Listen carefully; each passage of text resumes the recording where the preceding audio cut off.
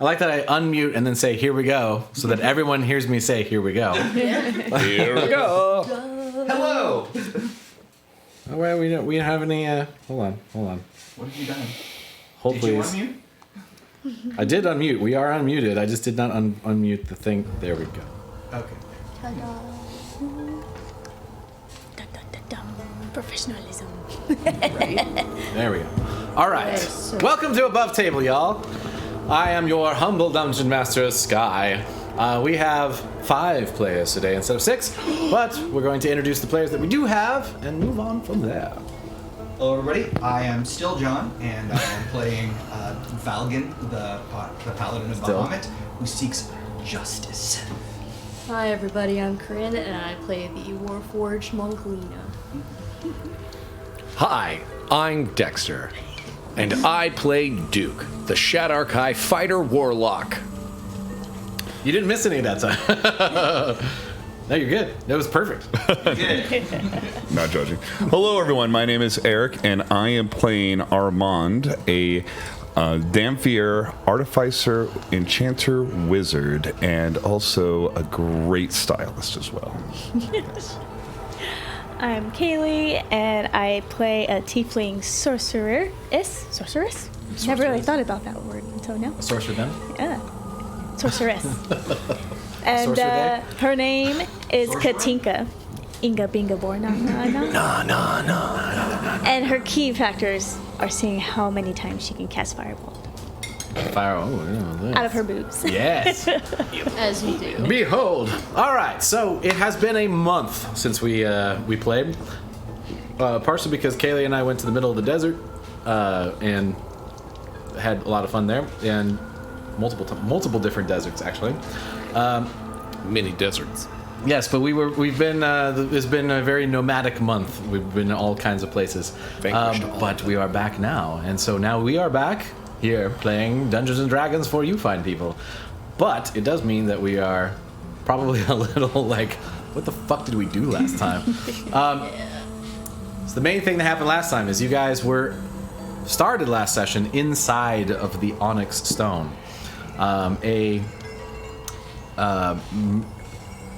fantastical prison stone of vast space, almost unending Shadowfell-like darkness and mist and fire and obsidian. And you've learned a few things about the nature of the Onyx Stone.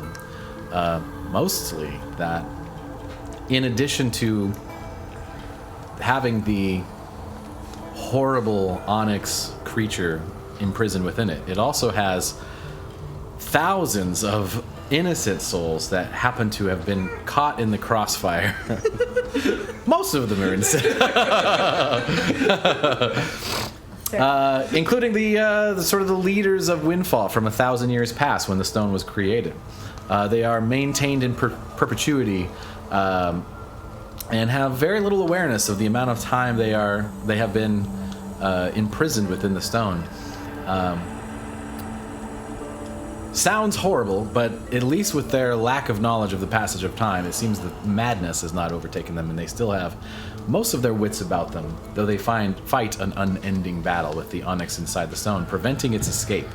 As the stone was not made quite perfectly in rushed moments of the end of the Battle of Windfall, it sometimes gets small cracks, and the souls within the onyx have been patching the cracks using the stone's own inclusions as a power source, thereby keeping the onyx entombed. After a hard-fought battle, well, I should say a stunned battle, a stunning victory. I was gonna say A stunning victory. You managed to complete the ritual to widen the crack enough for you to escape, being that you were untethered from the prison aspect of the stone. You were free to leave. You reappeared in the lair of the Gloomspore King, who's a friend of yours, named Marcel. Recently installed as the Gloomspore King, as the previous Gloomspore King was slain by you guys. We cut off his feet. Yeah. He's a jerk. Marcel Get it? He was defeated. went over the contract of being the Gloomspore King, and also gave you a little bit of information about what he would like to see the larger picture of Windfall look like from his perspective, at least from what he knows as who he was before he was the Gloomspore King, and has given you what he offers for Windfall's overall defense, which is a giant army of Myconoid warriors Useful. that have to stay within a certain proximity, but still very awesome. Myconoid, Definitely that word. guarding the underground passages pretty fiercely.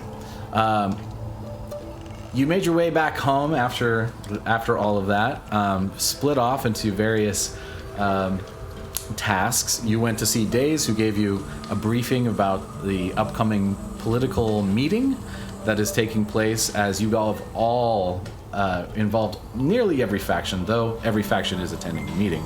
I was the only one who remembered we had a job. Yeah. Everybody else just got fucked off, and I was like, we don't need. Lena went to inspect the Sunless Chateau, feeling very certain that it had been leveled to the ground by unmanaged, non-sentient robots that have been stripped of their evil deeds, but might not be smart enough to not chisel away the house to the ground. But pleasantly surprised to find that they had not destroyed the place, but had made it too homey for Lena's taste, and a few corrective Tables were flipped. words were had with the servant But I bots trust you have. him now. Don't touch my stuff. Ro went to go get some arrows, and acquired a lot more information about all the different special arrows that she has, as well as a new friend, a scorpion named Frank, Oh, that's right. who now resides on Ro's shoulder, and Ro then made her way to meet up with Duke and Armand, who went to see Alondra.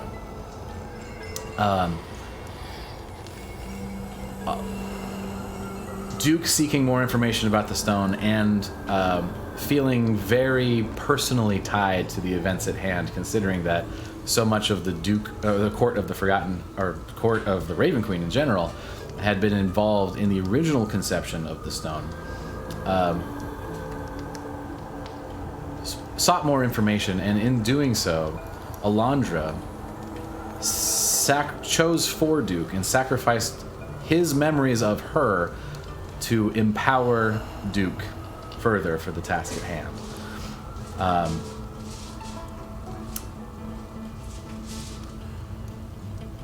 From there, you guys made your way back to the Sunless Chateau, got a long rest. So if you have not had a long rest, go ahead and do so. You also all leveled up to level 8, which we've all done. The smite slots. One other piece of information, you guys might know that Ro is not here. I thought she just made a really good stealth check. I thought she was right there the entire time. Ro is in New Orleans. Had it done. With my wife. They left. Yes. Well, I should say Amy's in New Orleans. Ro's not in New Orleans. Ro's not a New Orleans. Where does that line exist, really? You know? Not much. First thing that happens.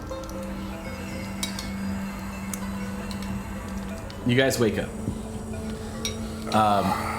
Duke. You open your eyes slowly and you look across your pillow and you see just pincers coming at your eyes. And you see a scorpion about this big, just like staring at you, watching you sleep. Standing on a letter. Standing on a letter?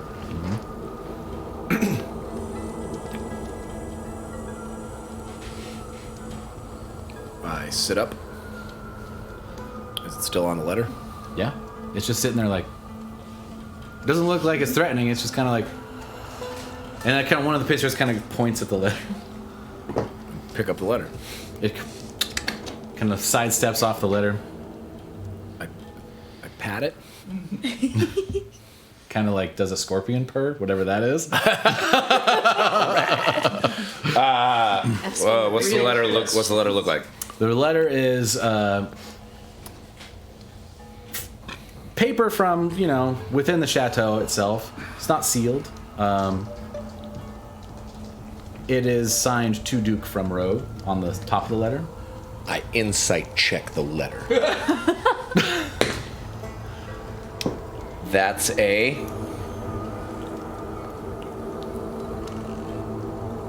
5. It is indeed a letter to Duke from Roe. All right. I open it and read it. All right.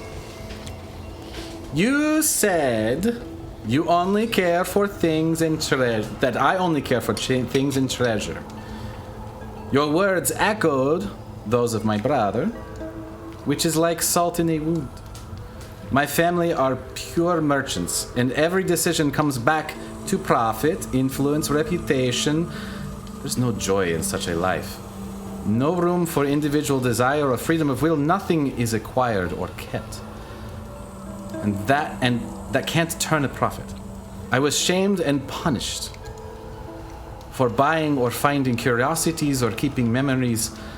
My wishes to see and experience wonders, to travel, to collect, were suppressed at every turn. It was a prison, so I left. Trinkets, treasures, baubles, items holding memories, they bring me joy. Or they allow me freedom. Freedom to stay or to go. Freedom to be frivolous or to be shrewd. To be exactly what I want to be. And as I was never allowed to. I care a great deal for other things. For people. For community. In the past, even the recent past, when I have shown this caring, I am stabbed in the back. So you should not expect me to bare my belly for everyone or everything that holds meaning for me. But the care exists. I would not rend asunder if you died. No, I would be rend asunder if you died. That's different. That is a super different sentence. Shadow brother. I felt better the first time. I need to go think for a while. Take care of Frank while I'm gone. He's bored. He's bored? All right, Frank.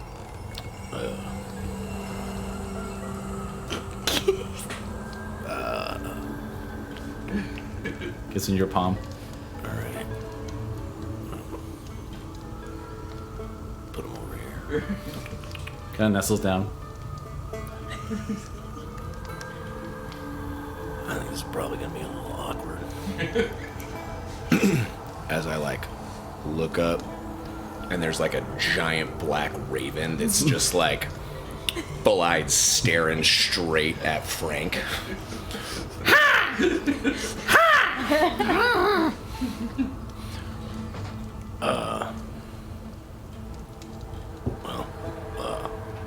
We're going to find a way to make that work.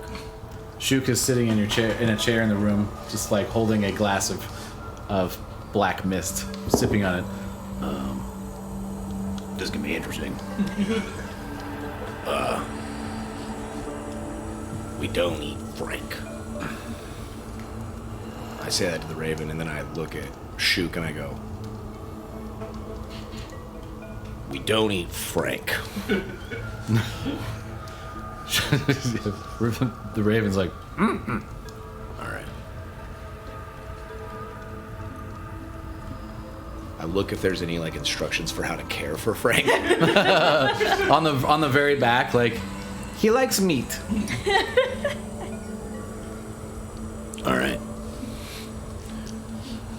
All right. The rest of you find Wake and Congress within the chateau as you wake and get you a breakfast or whatever it is what to do with your morning. Armand makes waffles. Yes, for the whole group. But I want it to be funny shaped ones too. Yeah. Anyone else?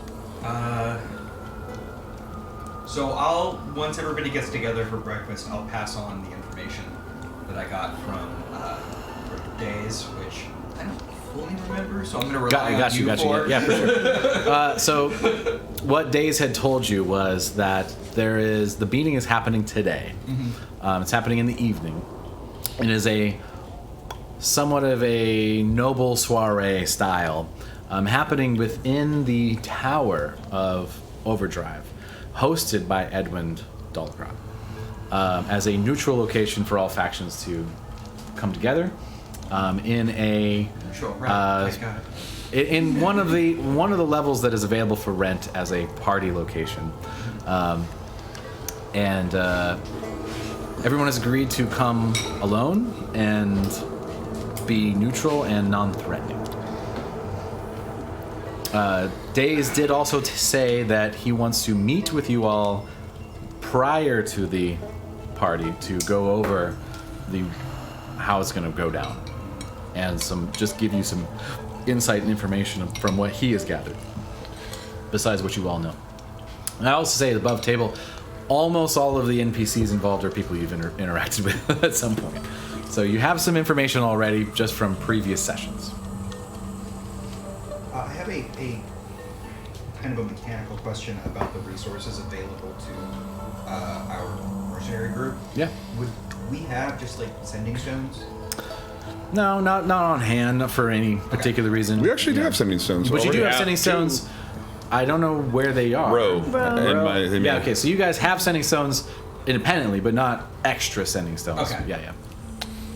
So, I'm gonna. She's not in range. What happened? She's not out of range. You could send her a message if you wanted to. So, after telling him that, I was like, one of the things I think we need to do is make sure that all of the important elements of this meeting are represented. So I would like to get a sending stone sent down to the Myconid colony, so that we can at least have communication with Marcel. Because one of the things that seems to be a problem is that whoever was the Blast King went insane just being down there by themselves. Also for a long period of time. I will say above table, with the letter, it makes sense that Ro would be like, if you need the sending stone for anything for today, here it is. So you can have that other half of, yeah. Can we say that before I went to sleep, I cast Find Familiar, and then it showed up Yeah, for sure. in the morning? Mm-hmm. Okay. My raven's name is Moria. That's pretty good. Very, very Tolkien. So if you guys want to get the sending stone to Marcel, you absolutely can. Yeah, I'm just gonna go down to the point where I know the Myconoids exist, so I don't have to walk hours and just chuck that thing in there. Marcel! Catch. Here's the second option, right? I feel so like your connection to your god grows, and you can like tell what's going on with that, right? Yeah. If he so chooses to let me, yes. Right. So my connection to the Raven Queen also grows, right, as things happen. And so I think there's a boon that she's kind of given me in the form of this here Raven. For whatever reason, remember that her name is Moria. And I can look, see, and speak wherever she goes. My intention here is for Marcel to always be able to communicate with someone. Yeah, that would be a more permanent solution, or semi-permanent. If we have solution. to, even if the. Are you saying about delivering the stone? I mean, either delivering the stone, but also, as long as I'm on the same plane of existence as this Raven, I can see, speak, and hear through. And I think that's a great temper. So I just want to, even if I've got to go to the magic store and grab a couple of sending stones, so that just the other half of it is just sitting in our, mercenary house as available. Like, give it to I'm using my name's V. So the guy who Venwick? Venwick, yeah. Like have him have the other half of it Okay. as a permanent line of communication. I like what you already said is like fucking huck it. Yeah. Toss it. Just so that one of the Myconoids picks it up. Like, I'm like, Yeah. Marcel, pick that up. We'll say one way or another. Yeah. The Gloom Spore King gets the other half of that sending stone, just so that it's established that he can communicate during these negotiations, which I think was the point. Yes. Yeah. This, and also, so he has something so he doesn't go insane over a long period of time. So he can get a hold of somebody. if he needs to. 100%. Yeah. Cool. Is there anything anybody else wants to do in the morning hours? I have some finer clothes than some of the drab garb that I've been wearing to beat face with. So I am in my room and I kind of like find, I don't know, a piece of reflective glass to kind There's of. actually a mirror in your room now. Oh, okay. As there's a whole like getting ready station with like a what's the word? Vanity? Vanity. Yeah, there's a whole vanity I set have up. a vanity toolbox that I can use. It seems like it was Awesome. already there, but it was covered by dust and cobwebs, and the robots fix it all up. All right. Well, I suppose my brethren are good for something. So I start getting ready, put on my fine clothes so that I can go to this soiree and not quite look like the help, I suppose, or be mistaken for a threat. Cool. I'm in full armor. Armand is, of course, going to go, definitely bring out the best clothing, all the stuff that, and then furthermore, with prestidigitation spell, I figured it's a little bit like from the Sleeping Beauty, like the bippity boppity boop, and change the various colors. And he offers that, to Katinka or anyone else who wants to accessorize or have something fun. I'll use the magic to make, at least on the nice thing about prestidigitation, it could also kind of clean you, like instant steam cleaning. So, there's a little bit of blood you got over there, and blood over there. Yes. All right. Perfect. So you guys get into your noble best, what you have available. Duke, you. what uniform do you wear? Or do you wear you?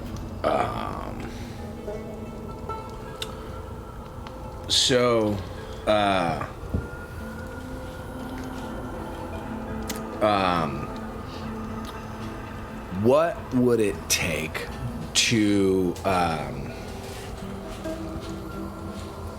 maybe say I don't know, take this shadow that I have in a bottle and Not about that thing. and Wait for that to come. put it into my armor so that my armor turns all black and has like a shadowy, billowy cloak.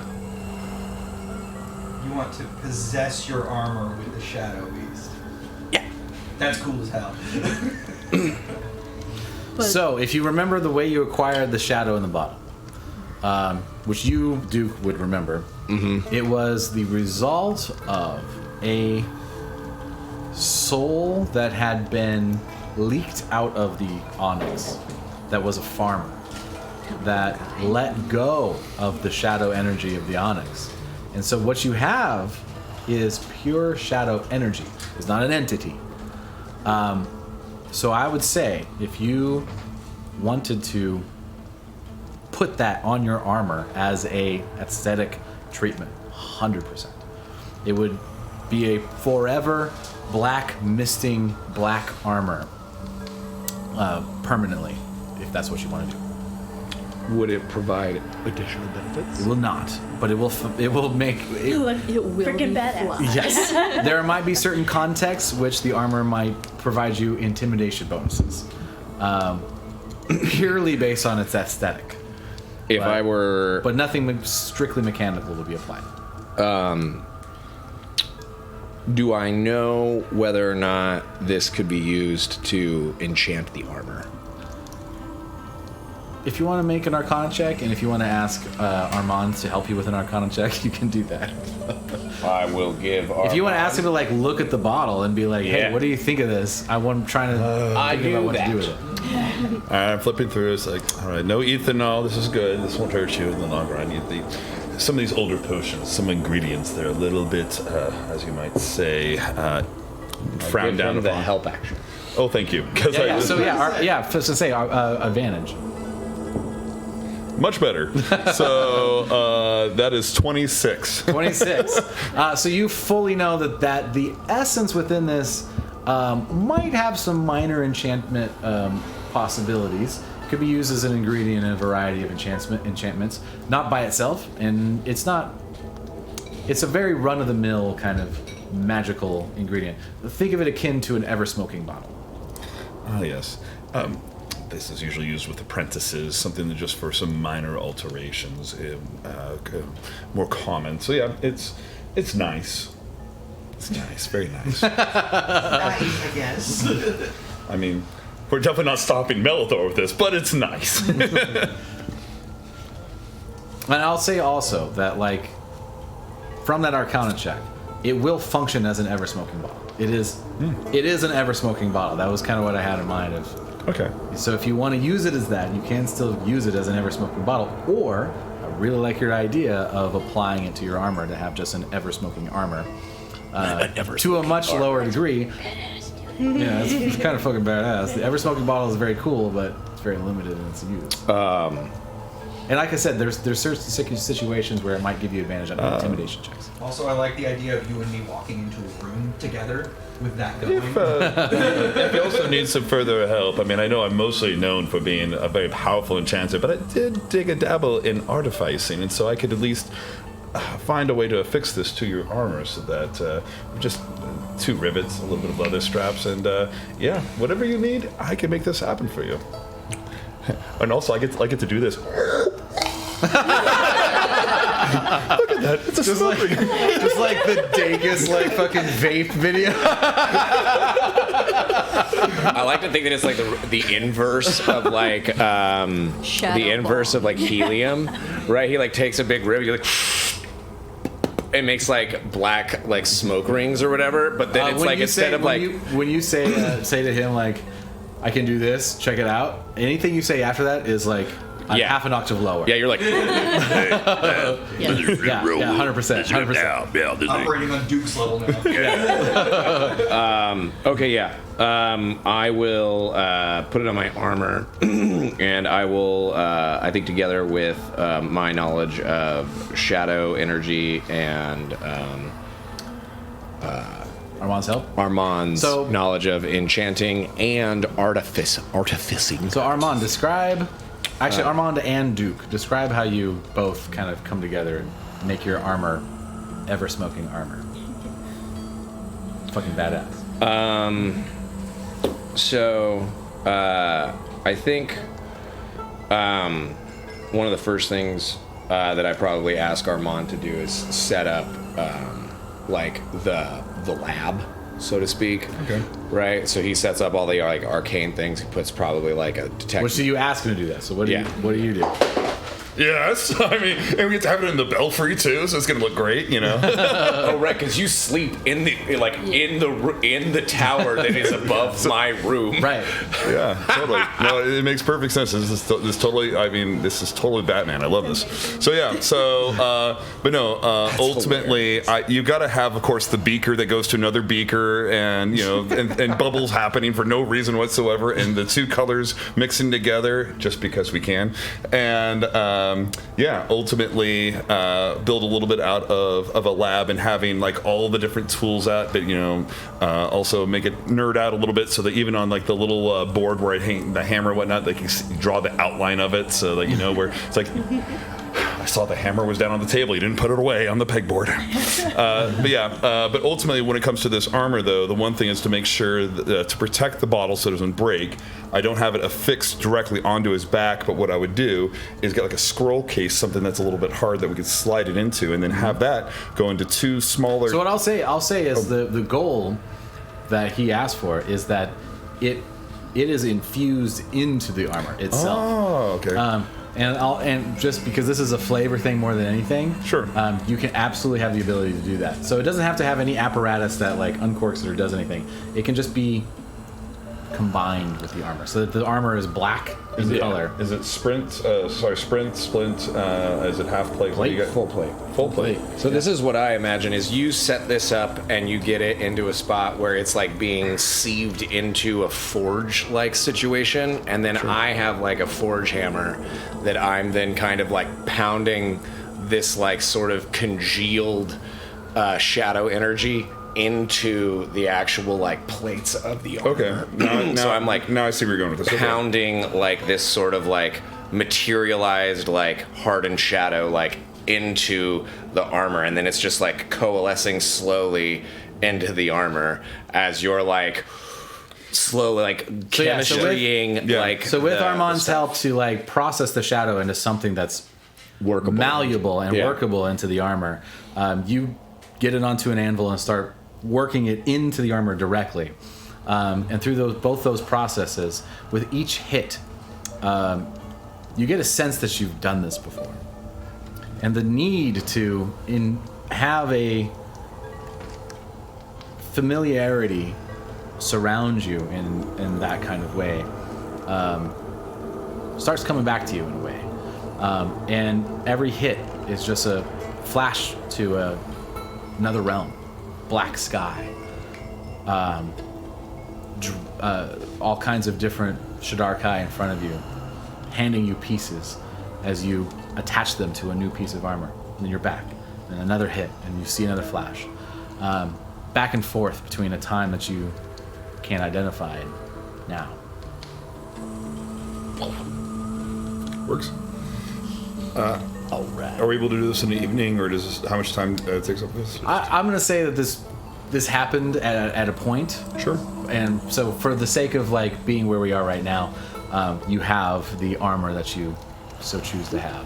Yeah, and it's got so this is what I imagine. It's got like the black on the front is the crest of the Raven Mother, right? And then the cape, right? It has like a cape that doesn't get sucked into jet engines or anything weird. It's like incorporeal. It's made out of the same substance that Duke is, so it's like non-corporeal, so it can't get like caught on shit. Would never but be it's that kind of DM, don't worry. but it's made out of like black like shadows. That's fucking awesome. The only thing above table I have to ask is does this happen before or after Rose gone on her journey? Because it does matter for at least RP sense. I would say we do this in the morning before we go to the thing. I would say So like, you guys get up early, you kind of hammer it out, and it doesn't take super long, between the two of you. So I would say like 2 hours of work in the morning. Okay. You can kind of get that done. Sounds good. Yeah. Because we haven't been told yet, so yeah, I'm just making sure. All right. Yeah. All right. Sounds good. Katinka, if there's anything you want. We're early risers. We don't sleep a lot. I don't need to sleep. You mentioned we're getting fancy a little bit for this. Oh, hi. Hi, microphone. Since discovering the summon construct, she got really attracted to copper now. So she's seeing what little copper bits she can put with the help of Armand. Can you shine this up for me? Yes, I can. Zip, dippity doo. I can do the whole Disney song. Dippity-doo-doo. That's pretty much So you're it. incorporating more copper into your outfit? Yeah. Okay. What does your outfit look like overall? Oh, that's a good question. Yeah. Then you got the breastplate. Do you have the breastplate? Well, that was one thing. She doesn't have armor. I would say just little, like she has some flowy bits. I would say it was just outline. What color? Black. All right, cool. Yeah. So like you have black flowy bits kind of coming off like the shoulders, and then like the breastplate sits kind of there, and there's flowy bits coming off of that. Yeah. Alright. And then there's a little shine of copper on the end. Do you want the breastplate to be copper? Oh, yes. All right, done and done. Cool. Okay, and then as I'm artificing, I'll save any copper pieces, copper gearworks, copper everything, even like just the long strands of it, and just be like, Yeah. okay, we just kind of wrap around like a little bracelet. There you go. I like it. Perfect. All right. I feel pretty now. All right. So if there's nothing else anyone wants to do in the morning, I have a mechanical question. I have an answer. Son of Truth. Yes. Can I cast that in such a way that it's visible who accepts it and who doesn't? Or does it have to go on my word? From what I read, it is you are the one that is aware of whether they accept it or not. So it is not it's not a thing that can have a added visual element to it inherently. Yeah. All right. So you guys Valgan's instruction. Side note, Duke, do you share anything about Ro? Oh yeah, I share the letter and the contents. And, as soon as he says something along those, that something you said made her, sound like a little bit of a conflict, and she was, initially Armand's expression is like, did you by chance give her a little doll that looked like a cat, and you stole away her gems as well? I know that upsets her. No? No. Okay.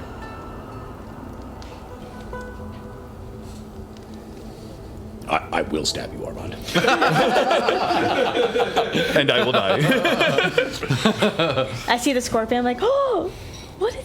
Oh yeah, she put me in charge of Frank. So Who's Frank? Frank's the scorpion. What? I don't know. And you have now a raven, though, out again. Oh, and Yeah, see on the other shoulder you have a So raven. we have a bat, a raven, and a scorpion. Very nice. We have a zoo. And a very large, scaled elk Yeah. with dragon horns That's right. standing outside. That's my mount. That's my paladin mount. You're starting Alright. a zoo. I know it. So, after see all your breakfast delineations and having conversation with Valgan that Daze wants to talk to you, you guys make your way to the center of the Jupiter Elite Command. And just as a side note, the Jupiter Elite is much bigger than within above table it might seem like, because you've been operating on your own so much. But there is hundreds of mercenaries within the Jupiter Elite, all doing, for the most part, menial guard duty tasks, funded by a convenient levy from all the factions that have contributed to the Jupiter Elite for the purpose of securing the city from criminal activity. The Jupiter Elite originally saw it as a business opportunity to be like, oh, well, we'll just take all this money and we'll just supply guard duty. That's easy money. They're going to do it every month, and it's going to be super secure, which has led to the Jupiter Elite being the town guard in essence. And as a result, there is as much of a town guard as you would expect for any other town, though it is not under any specific government. It is run entirely by mercenaries. So as you weave your way through dozens of Jupiter Elite on the town's business and various regional captains and lieutenants, handing out various orders for the smaller locations within Windfall, you get recognized by the people at hand, and you make your way in. Daze is with Kid and Sid. They are appealing to Daze at the moment. So, we may have inadvertently awakened something in the catacombs. We just thought it was best to own up to it. We do not understand why this letter was sent to us, but it seems that ghosts are very not appreciative of seeing buttholes.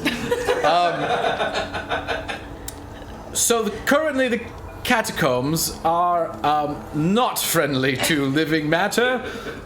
Some other envoy perhaps should be sent to re-establish relations with the catacombs and anyone else that wishes to visit their loved ones. We should probably post some guards so that no living beings make their way down there presently. And we are very sorry, and we accept full responsibility. Daze is like, hold a minute. I got lost at the part where you showed a ghost your butthole. I don't really even want any answers. Just all right. It will be done. There will be guards on the catacombs.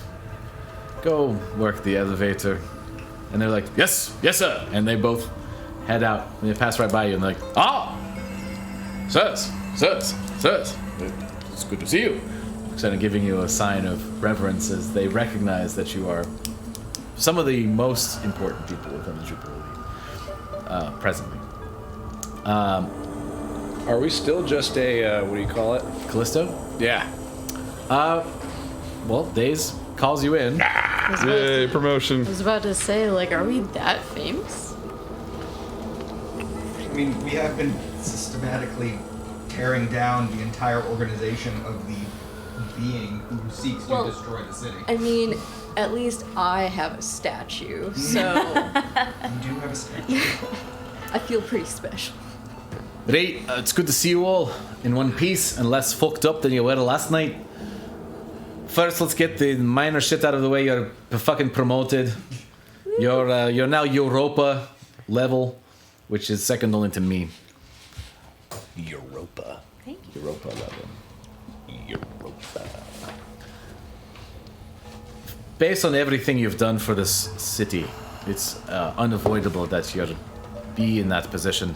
You have gone out of your way on your own dime, no less, to help almost every faction within the city, save for the Forsaken District. It is now time to see if those efforts will prove fruitful. We have a very complicated meeting ahead. There are so many players involved. It's almost hard to say. We have had a few of our people do some reconnaissance and make some notes for you, for me, and I'll share those notes with you now, and then we'll go over it slightly.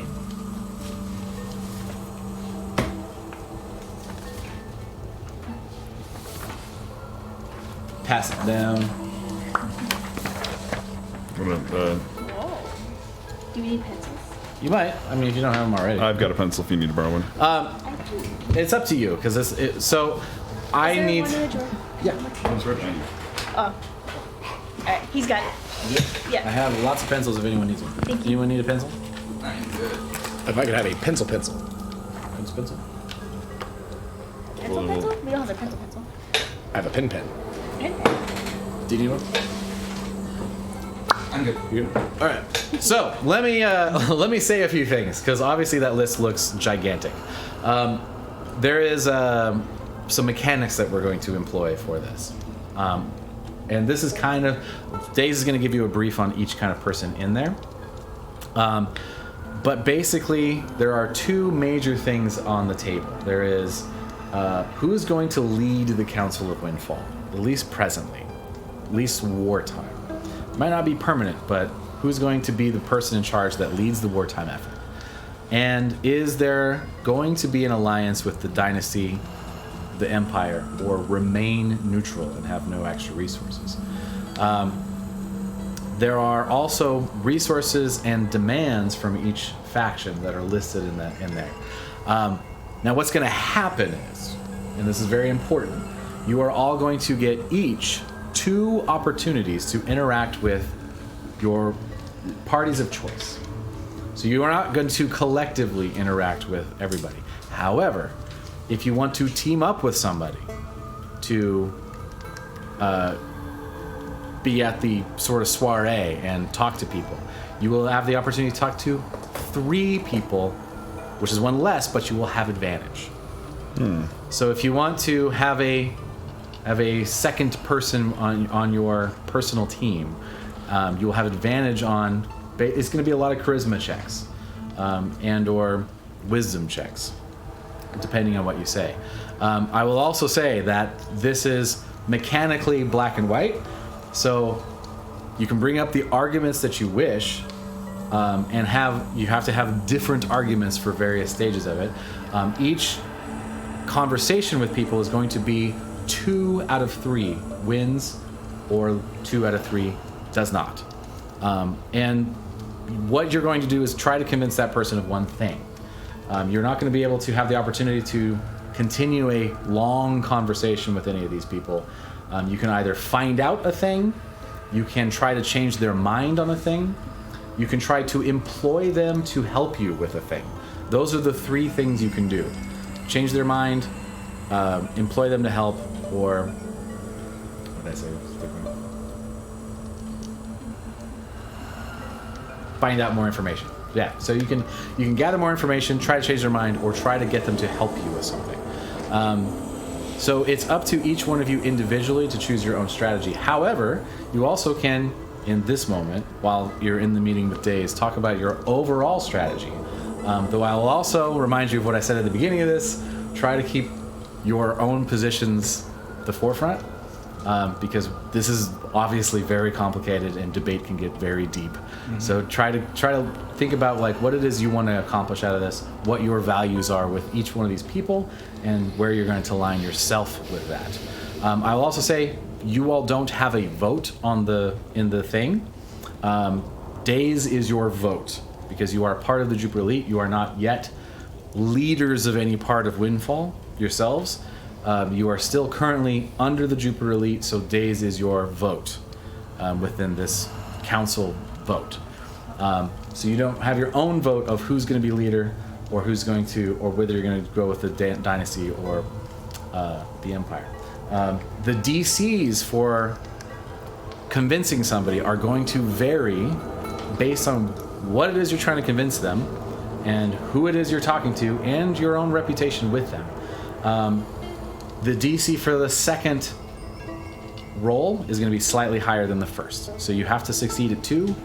And it can be a number of different kinds of rolls depending on what you decide you want to present as evidence, or as it could be strength. You know, if it's like the might of your warriors are important, it could be a strength check.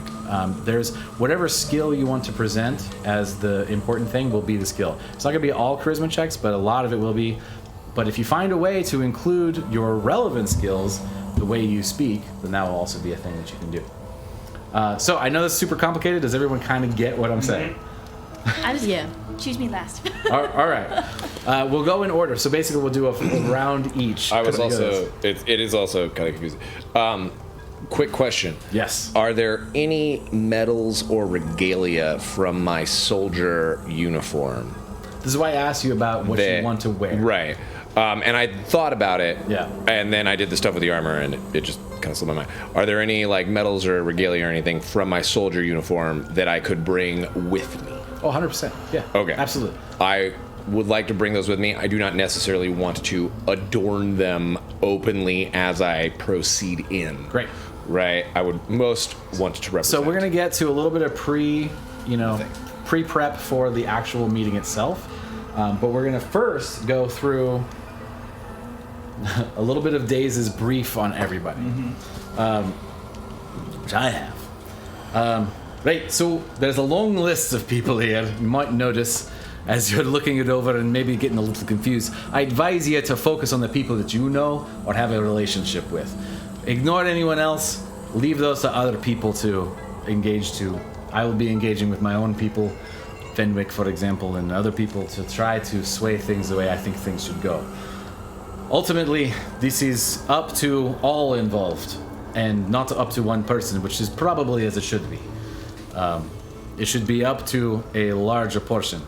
I'm going to be looking to you all personally, as you tell me what I should vote for, as you are my advisors in this moment. But we will get to that moment later today. First, we have to decide how to engage with the people that are going to be at this meeting. Goldwyn Haldwell. He is funding Lord Edwin's expansion, and currently the key to the throne, as I understand it from what Ro described. He is trying to get a foothold in Windfall. I have no idea who Goldwyn Haldwell is personally. He seems like an entrepreneur, not much else to go on from there. If any of you have more information about Goldwyn Haldwell. Have we interacted with him before? This would be Amy is still watching. She actually is back on the plane. She'll be screaming because this is one of her character backstory NPCs. Oh no! It's all good. So Lord Edwin Dalgrad. leader of the owner of Overdrive. Okay. Not a lot is known. Days is now Russian again. Right, not a lot is known. Not a lot. Not a lot is known. Days A is bit. whatever he needs to be. I'm gonna speak plainly to make this easy. Yeah. So Lord Dalgrab, Lord Edwin Dalgrab. Not a lot of is known about him. He's trying to claw his way to the top no matter what. He currently controls the Golden Warriors, which is an elite fighting force within the city. That's what he's offering to the fight, is control of the Golden Warriors. Golden Haldwell funds the Golden Warriors exclusively, but Lord Edwin controls them. He also has full control of the center of Windfall. He has full control of all of the higher levels of the inner tower, as well as the throne room, thanks to Ro. So my question, did you and Ro tell us about that? Yes, Or- yes, okay. 100%. Ro spilled the beans on everything that session after. So, Yeah, she was like, "Oh, I spilled beans, 100%." Yeah. Okay, cool. Yep. At least that is, insofar as I remember, she said that. Yep. So if we're Yeah, she literally went down the fully bullet list. aware of that situation, I mean, I'm just going to put out my suspicion that the whole reason that he was getting in there was on the behest of Melithor. From what I understand, it's more about Golden Haldwell than it is Melithor. I haven't found any unseen agents, and we've been looking now that you've all brought it to our attention some days back. I think he's aligned with Goldwyn because there's money, but not because of any nefarious intentions, based on what I've heard and what who I've spoken to. He's not to be trusted still because he's an opportunist and he wants to turn Windfall into a business opportunity. Look at Overdrive. They suck the money out of anyone that walks in the door. Who would even visit such a place? I mean, they make good breakfast. That's what I've heard. Not been in some time. Next up on Overdrive's list, there's Jimmy the Juice. Jimmy! Yeah, he's a mercenary, but he's a very independent mercenary, controls his own group of gold plate armored warriors that are elite as fuck. They're paladins, right? Not paladins. Not paladins. No, Okay. they're fighters style, you Got know, it. as far as you know. They might have some other abilities, but as far as what Jimmy's offering is like, if I get paid, I do battle. So he's requiring. So there's also a mechanic on here, funding. Maybe you've noticed. Funding needs to go someplace, and some people require funding to supply the thing that they're demanding or they're offering.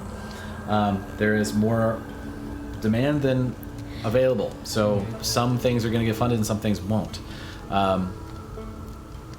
Telling whoever the leader is going to be where to send the funding is going to be the key.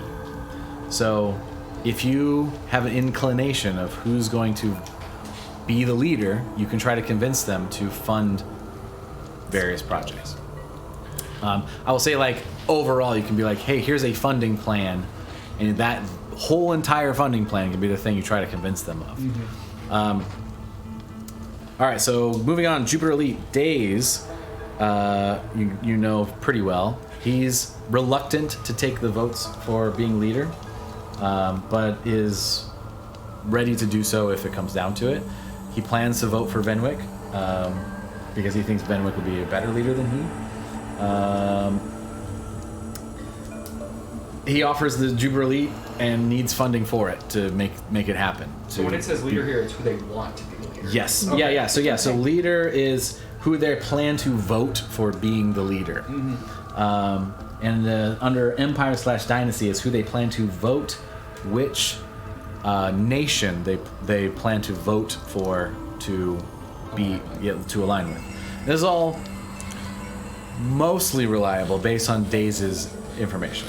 Can you remind us real quickly, Empire and Dynasty, is which one's the dragons? I can't remember. So the Empire is a sort of traditional Saxon-style society that currently has a dragon as a red dragon as a queen. Oh, that's okay. Though overall, they're pretty well organized, pretty set in how they function. There's not been any big, declarations of war or anything. They just kind of do their thing, despite the fact that they currently have a red dragon as their queen. The Dynasty is a sort of violent war nation headed by a group of drow that has forced every tribe within the Dakabat dynasty to join their cause. Some people welcome the fact that they have protection under the dynasty, especially within some of the smaller tribes. The fact that they have a larger contingent of people to rely on kind of brings some comfort. It's kind of a Mongolian situation. Yes. I will say personally for Armand, They screwed me. Chareth went in and killed your entire family, so Yes. not exactly ideal. I will unfriend any of you fuckers if you vote for him. Just saying. I know the term I came from a forest in the north. Is that Empire territory? Yes. Okay. Yep. But since Currently, you're farther north than where you. but above table, just because I know we've got a lot of content to shift through. So clearly, you guys know Armand's position in all of this politics. Do we know Ro's position since she has back history as well? Ro's not there. So Ro, this is the whole point of the letter. Is she is skipping this entire session to make it easy, so I don't have to try to vote for her. No, I'm just saying do we like? I don't have as much dirt on Empire as she would. I'm just saying, does anyone have anything that's anti-Empire? So yeah. So what we would do is rely on everyone that's at the table. Consider Ro out of the picture. All right. Yeah. Yeah, we have the information about Ro's knowledge about any of the things that Ro would have shared with us in game, which, if you know Ro, is not very much. Yeah. Yeah, Ro's been keeping it pretty close to the breast on most things. And I'll say, in general, from my knowledge, and my knowledge isn't even as complete as Ro's would be if she was here, doesn't have a particularly favorable opinion of any nation present. Okay, Though could be convinced otherwise, isn't here to be convinced. So. Yes, so then Venwick. Venwick is sort of the leader of the Undercity, as you guys know, and has quite a bit of sway in terms of where resources go for the Undercity. He's also quite high on a list of people voted for to be potential leader of the council, and the powers that are given to leader of the council are also voted on by the council. So being leader doesn't necessarily instantly mean that they have powers. You're not a king. It's not a king thing. It's I can organize the troops. It's a wartime hero thing. President. Yeah. You're a president. Right. Gray District. So you have Frederick of the Way of Mercy. The good father. Yes, and he offers free healing for troops, for any wounded, actually, in general. He's going to organize all of the priests, clerics, and monks within the city from every religion, as he's been working to form a network within the city for basically anyone that has a religious belief and capabilities of healing. And he's going to be a sort of polytheistic leader with the city. Without attaching himself to any particular god, he's going to organize the godly to heal the troops, which could be really important. Though, for a fee, mostly because the materials required might be expensive, he will also offer the services of all the clerics in the city to bolster the troops, to improve their abilities, bless them, things of that nature. So besides just healing, if he can get some funding to acquire the materials he needs, we'll also send the troops out with a little bit of an edge. So the healing is going to happen. The healing is period. benevolent. He's he's committed to that as why he's in the Gray District. That's his motivation is to. But if we can get him the funding. But if you can get him some funding, then you can get some buffs for the troops. The Plaza, Perseverance Plaza. There is one leader in the Perseverance Plaza, Kel, the Goliath Paladin Chef. He has the sway over all of the shops, and most of the shops have a lot of connections to bring in some magic items, slightly better armor, maybe some weapons at a discount, not for free because it still needs funding. But he can ask the shops to do that, and all he's wanting is to annex a part of Felwind under the city to also be a center of commerce, which Venwick has been adamantly opposed to. So getting Venwick to agree to land would open up the shops to have a discount and fund the troops. Moving on to the Pinnacle, you have Harold Blackbone, the oldest house in Windfall, and offers the most funding straight up. He will fund 3 major projects for the war effort, and all he asks is that Windfall aligns itself with the Empire. He has a lot of ties to the Empire. His family has a lot of ties to the Empire.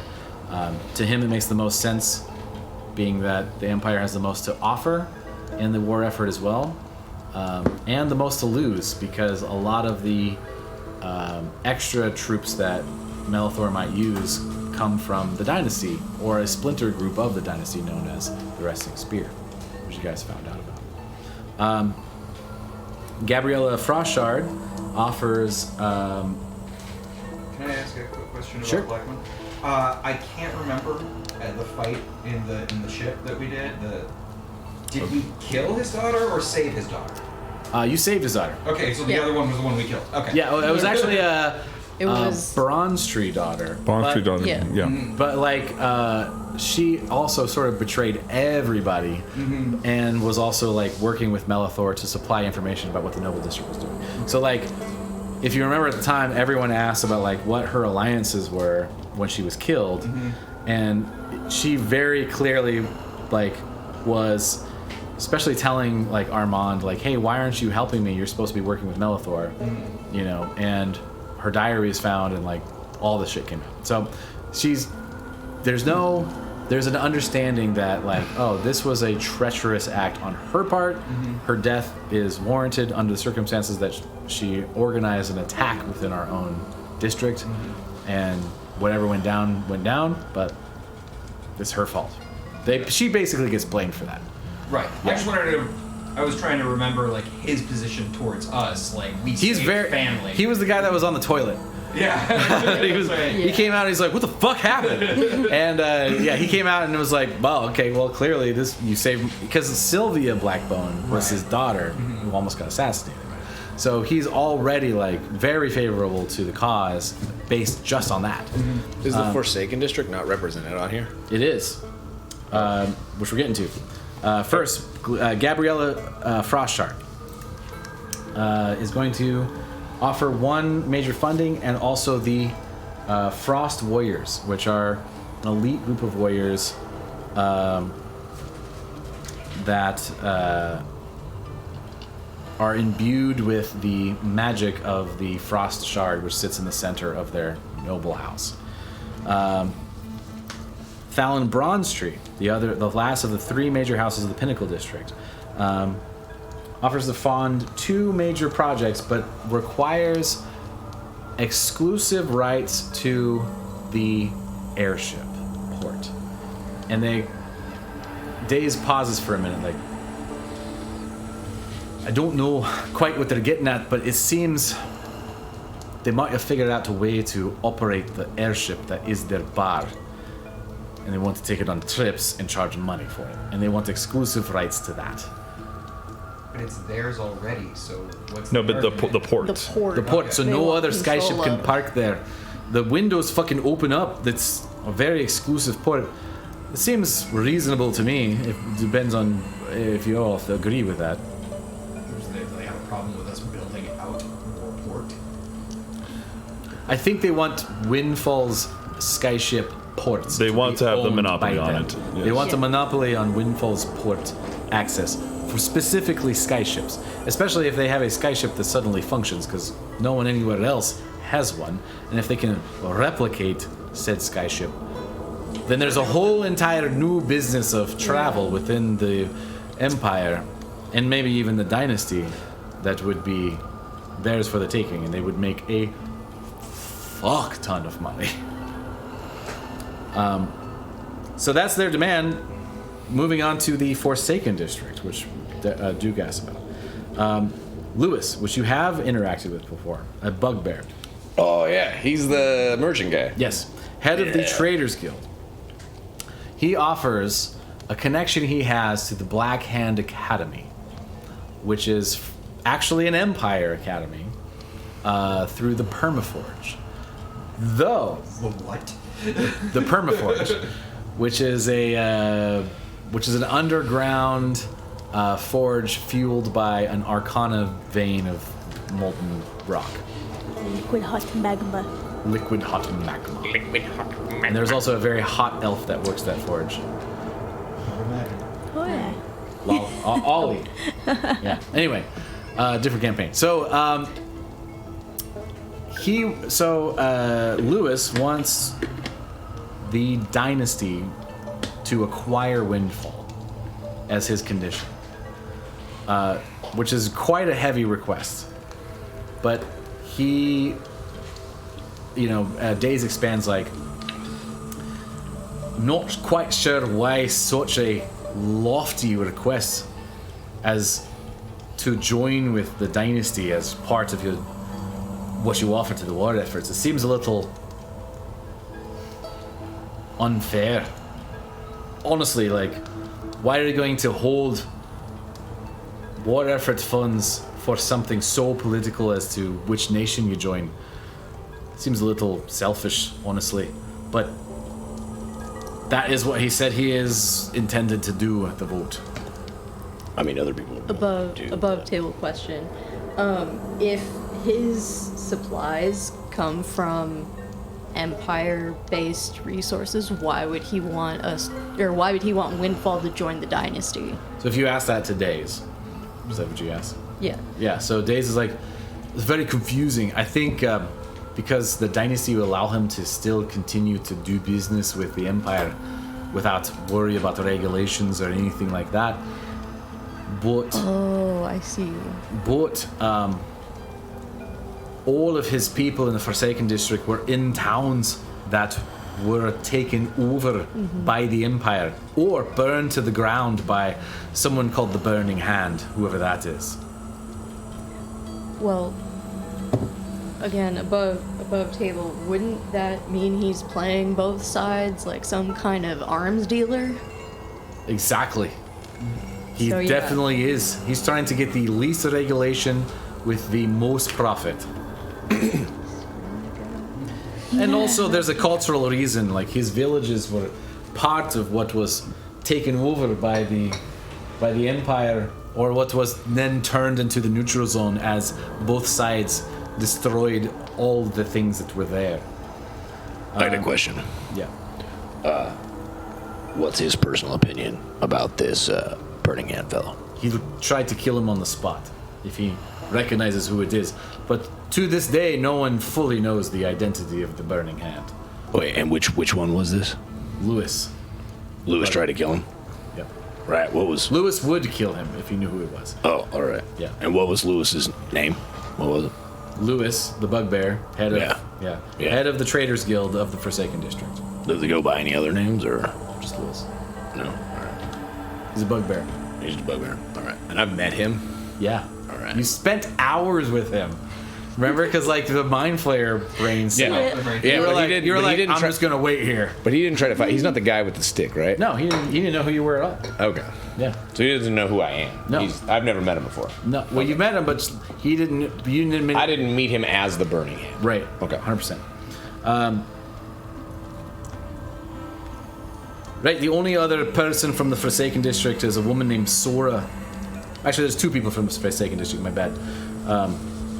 She's in charge of the warriors of the Forsaken District. Sort of the people that will be the largest and most fierce force of warriors that we could acquire in this fight. Outside of us.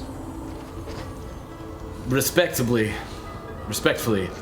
we are mercenaries, and we have a lot of skills, but we have nothing near the numbers and capabilities of those in the ranks of the Forsaken District warriors.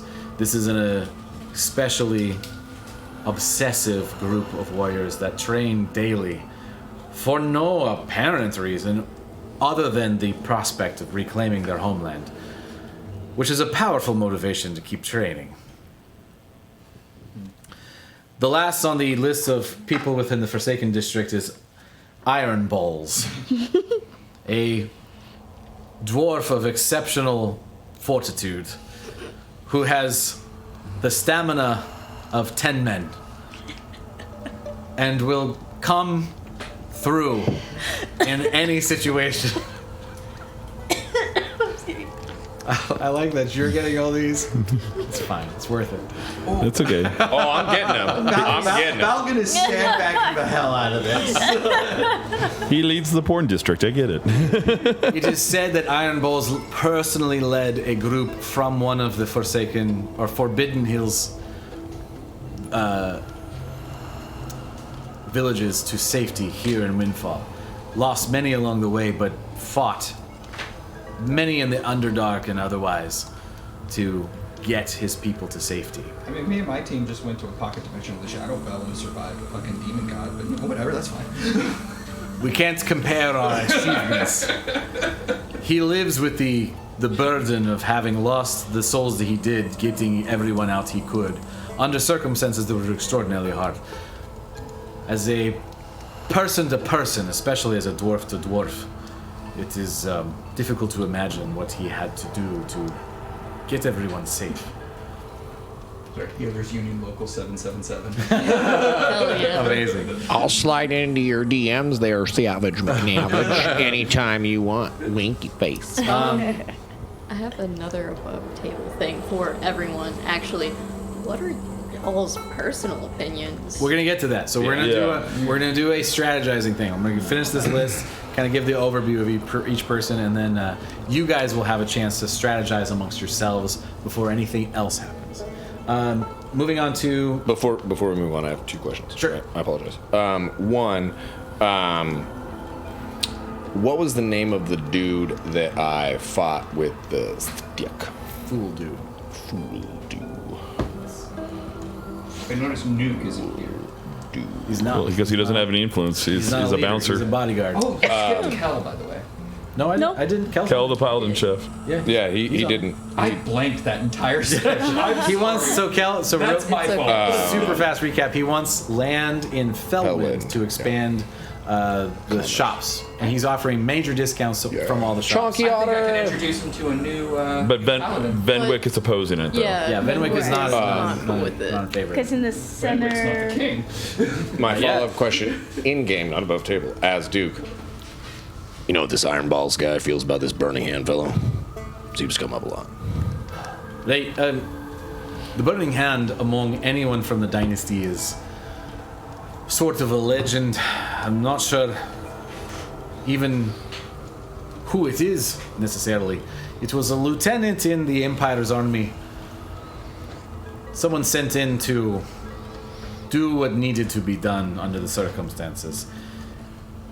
He was very gentle with the civilians and didn't slaughter irreverently, but he definitely destroyed things that maybe didn't need to be destroyed.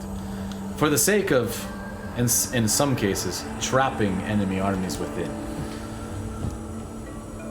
He was a scourge in the war and a sort of hero.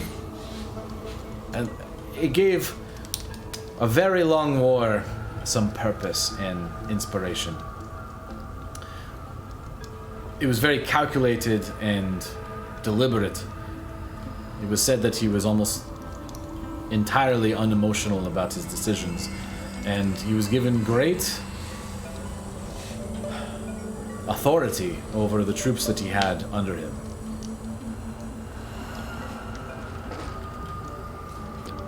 Well, all right then.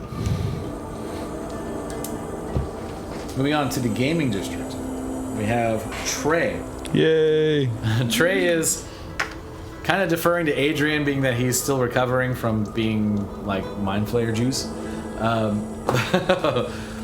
And Is it too late to cast Restoration on him? he's on the mend. He's Okay. fine. He's okay. mend. Yeah, it's been like a couple of weeks at this point. He's fine. Yeah, he's mind flared He's as well. standing. He's all right. Then you have Adrian, who is sort of co-leading the gaming district with all of the other gaming houses kind of falling under the Copperblood for the sake of representation within the council, which in and of itself is an amazing feat. Getting the hiccups Rattlers out gave the Copperbloods the ability to show that they have the entire gaming district's interest at heart, and expunging a nefarious gaming group also put the fear of God in anyone that would to try to do God's any Bahamut, by the way. yeah, do anything similar as like abduct people and like try to inch their way into taking over anything. The rest of the gaming district now is in a full, smooth running situation with the Copperblood firmly at the head, thanks to your guys' intervention. Last but certainly not least, you have Marcel, which thanks to your inventive way of getting a stone to him, has a present voice at the table, who very simply offers a army of myconoids and just wants some dead plants and a visit every once in a while. Easy peasy. Pretty simple on his part. So that is the overview. We're going to go ahead. I've been saving all my questions for the end because I wanted you to get through this. Sure. Because so I have a few of them. So Yeah. here we go. First question. So Daze has already said that he wants to decline. He would rather not do this, but he'll do this if it's needed for a leader. So in that case, are all those who plan on voting towards Daze, because I see that written here a few times, if he says I step out, will those people He automatically declines to vote for himself. Vote for himself. Okay, so that's he what I will mean. accept if he gets voted. If he gets chosen, he will accept. Because we're looking at some people that want Daze to win, but then that won't automatically flip to Venwick, which he's the one that prefers Venwick. It looks like. Okay, I just want to make sure I'm clear on that. Yeah. Okay, So yeah, Daze is reticent to what fate gets chosen for him, though he Sure. does not seek to be the leader. Second thing is that do we have to worry about other factions doing anything to this we're looking at here? Any change, or This are is they? assuming that those conversations have already happened. Okay. For the sake of simplicity and also like not trying to keep track of a whole bunch of things, no, you guys get to influence the way you want, and All things right. will happen as they happen. Especially That's what I mechanically wanted- speaking, like Sure. that would make the most sense, and also try to keep things as straightforward as possible. So if we don't do anything right now, Edwin wins. Got you. Yeah. Third question is that do we need to fulfill our own people's demands? So if we want to get, like you said, Daze is going to vote for us, but it shows here demand 2 funding. So if we want people to vote for, and let's just say Daze, for example, do we still have to fulfill those demands that the people are So- already voting for him? The demands will get met by the leader. So whoever gets elected leader will be in charge of taking funding and diverting it to where it needs to be. Gotcha. Based on who is still available for those things. So if someone decides, I don't like who's leader, or I don't like where this is going, I'm pulling my resource of funding. I'm not offering it anymore because my demand was not met. Then I see. those things will be kind of delineated after the fact. Okay. And also just wholly above table, we are not going to do that part today. We are going to have a offline discussion about funding and stuff like that. Sure, that, sure. that who decides to do that? You guys can input where you if like for example Days or Venwick, you guys know those guys. If you want to have input of like where you think things should go, Okay. you can say those things in a very brief way, and then I will tell you at the Perfect end of the sense. day what they decide to do. Last to fourth question is that some people have demands that we may not even be able to reach. Yeah, like I and- said at the beginning of this, there's gonna be someone disappointed. Yeah. Period. Can people like? Is there a when we see the demands here? Does it have to be both, or can you get half of it? Like, so I see Lewis wants Windfall to join the dynasty and needs one funding. If we could provide them one funding, but we support This Dave. is part of the rounds of talk. that's that you part of the have. talks. So you can try to renegotiate. Try to renegotiate. Okay. What it is their demand is. You can try to even secure more funding if you want, like especially for people like the Black Bones who seem to have a lot of funding. You can be like, hey, we know we have this much funding. Whatever singular influence you want to make, that's the point. So you all get 2 of those individually, or 3 as a pair, but you get advantage on those 3 if you pair up. So you'll technically get less, but you'll get advantage on those. So what are the 2 things we get? We get 2 opportunities. 2 opportunities to influence somebody. Whoever you want to interact And with. is that as a group or is it individually? It's individual. All right. Yeah, and the reason why is it gives everyone a chance to choose, Sure. and the context is it's going to be in the context of a party. So I know I'm explaining a lot of Sure, like, details with this, but it is a very complicated situation. We're going to approach it very methodically to try not to make it like grind too much. Will the DM allow me to over the table provide polls information and just raw data right now, if that just to help us establish where this is at right now? Like above table style. So what we're going to do right now is we're going to take a break. Sure. And during that break, that's when you guys are Okay. going to strategize amongst yourselves Sure. to talk about what, and even when we're at break, like make sure you keep it like what your own thoughts are. Okay. And what you intend to try to do. Because again, you guys all have your own independent like ability to talk to somebody, influence somebody. Sure. I will say specifically, there is one Katinka specific one, and that is Adrian. Adrian, his resource is helping you change someone's mind. Okay. So I will say you should probably interact with Adrian, Makes sense. I figured that. and see, and also strategize with everyone else to see if that seems something that makes sense. But that's kind of the overview of things. One last above table question. Yes. Does the dynasty respond well to like strength? Yes. If I could like, if it was like a thing where it was like I best you, and then like this thing, is that a thing they respond well to? The dynasty does respect strength, although they have a very militant view on things. I will also say that you're not currently dealing with the dynasty. You're dealing with people that want to be part of the dynasty. Right. So who's to know how they will respond to stuff? But yeah, But they grew up in the dynasty. They grew up near the dynasty, and their particular villages were much more aligned with the dynasty than the empire. The dynasty also is unilaterally a cult worshiping one wolf god. That's the forced religion of anyone in a dynasty. They have to worship Daka, the wolf god. So that's part of it. So if Windfall became part of the dynasty, it would also have to, officially at least, worship the wolf god Daka. But you guys can decide and start making some decisions. We're going to go to a quick break because I you, everyone. definitely have to pee. Thank Pee you. break? Yes. What, 10 minutes? We'll be right back. Probably 15 minutes. 15. Yeah. Thank you, everyone. Yes. You guys are awesome. Go get a drink. Go get a drink, go get a eat. beverage, go get a snack. We'll be right back. Deny that Lena might flip a table. Welcome back to Above Table. Sure. Well, that's a mighty yeah, it is that's a on mighty here. chonky otter over there.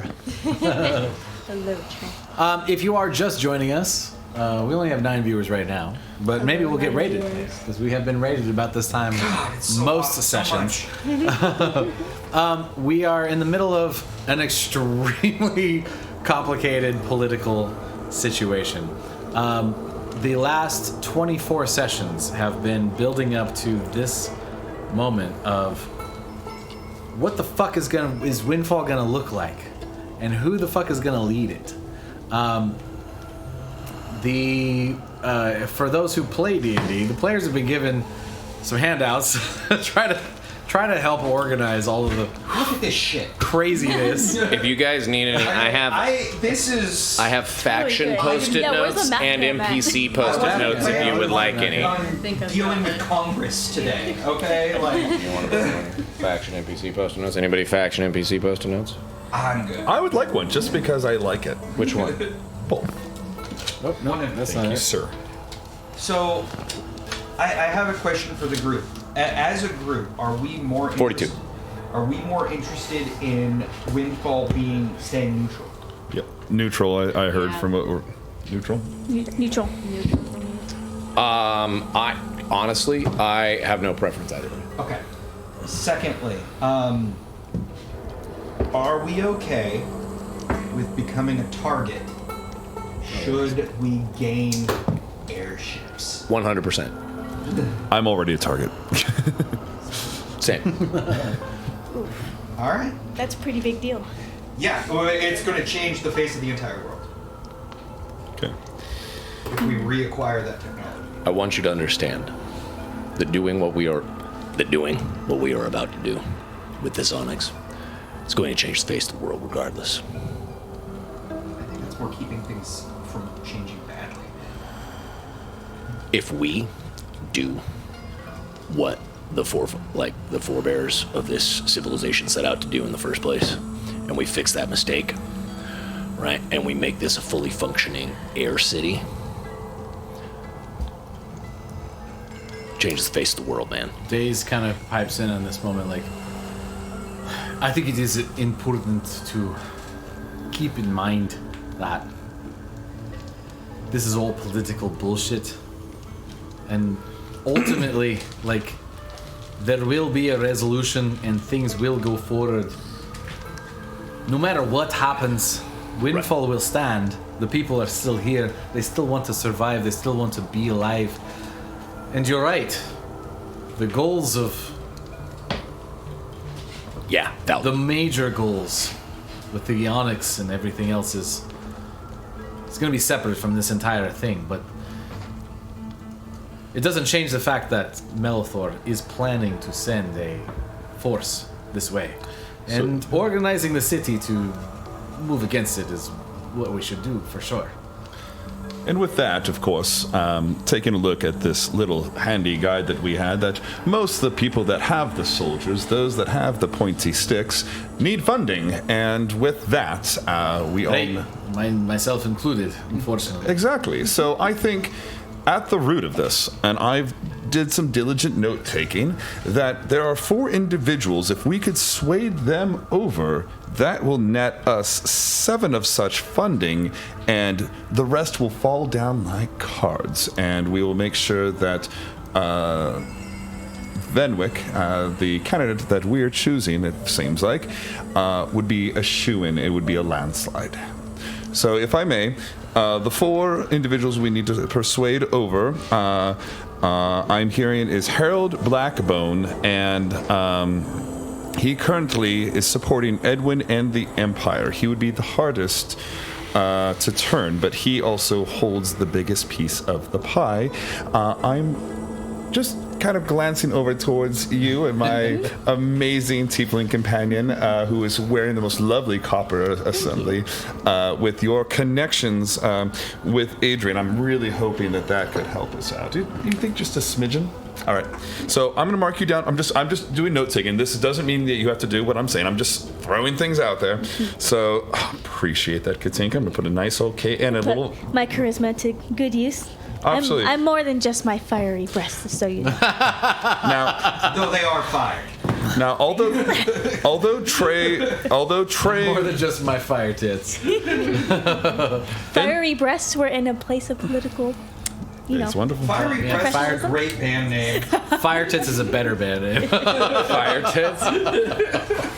Hot tits. Now, there is one individual in our lovely favorite gaming district who is not voting in the Venwick's favor, and that's Trey, but we saved his life, and I think that should count for something. I think any one of us would be able to say, you would be Mind Flayer food if it wasn't for us. That should be an easy. So that's I'm hoping that's an easy one. But he also has a piece of the pie puzzle, so he is someone that someone needs to flip, and I'm leaving that floating in the air. We could revisit this.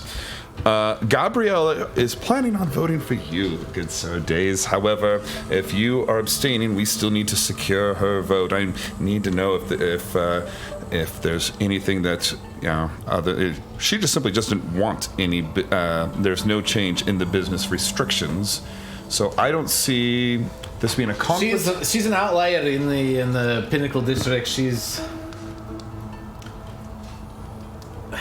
She wants neutrality. And she's the only one in the in Pinnacle District that wants neutrality, and for Windfall to stay as it is now. It's.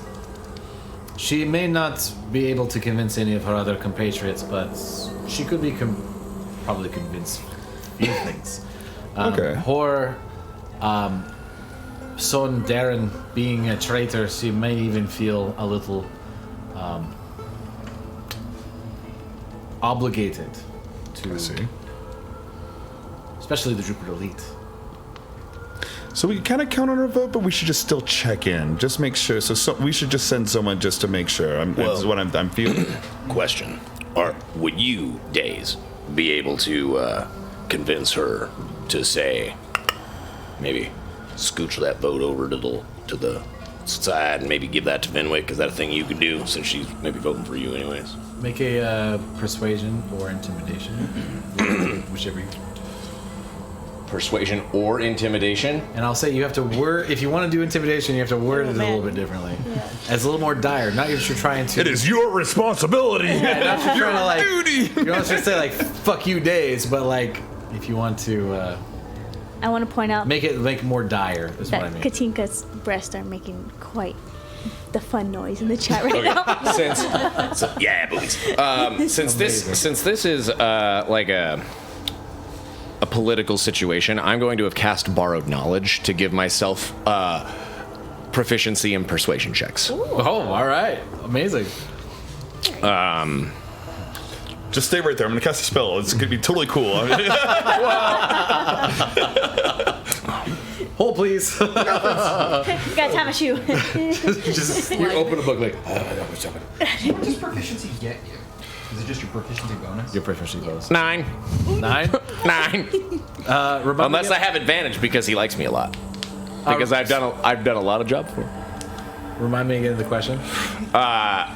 If he could scooch his vote to the left, and also I will say he doesn't want the job. So he's not. He doesn't. It's not that he doesn't want the job. He's not seeking the job. Can I provide help on this? Sure. How do you help? So, but you aren't looking to be in charge. I'd say you seem to be happy with your current position, and you also believe Venwick would be the proper person. I do. I see myself as more of like leader of the military, if anything. But I'll leave that to whoever ends up being the leader to decide.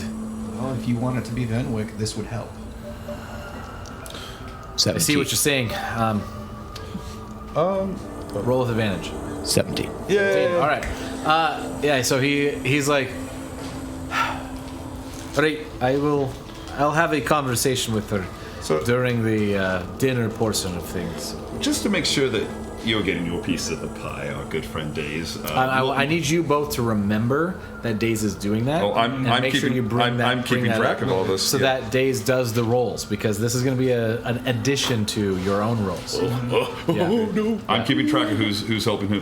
But also, Days, just to make sure that you're getting a piece of the pie here. I mean, you're being so honorable by just trying to, not trying to race for the leadership like everyone else. Should we just perhaps, while in conversation with Venwick and letting him know that we are going to be supporting him, that we just draw a little arrow next to this untrained militia and point it up little arrow to Days, so that, as you said, you wanted to control more of the militia. Is this something that you would like to see as maybe the overall captain of? So I'll say this is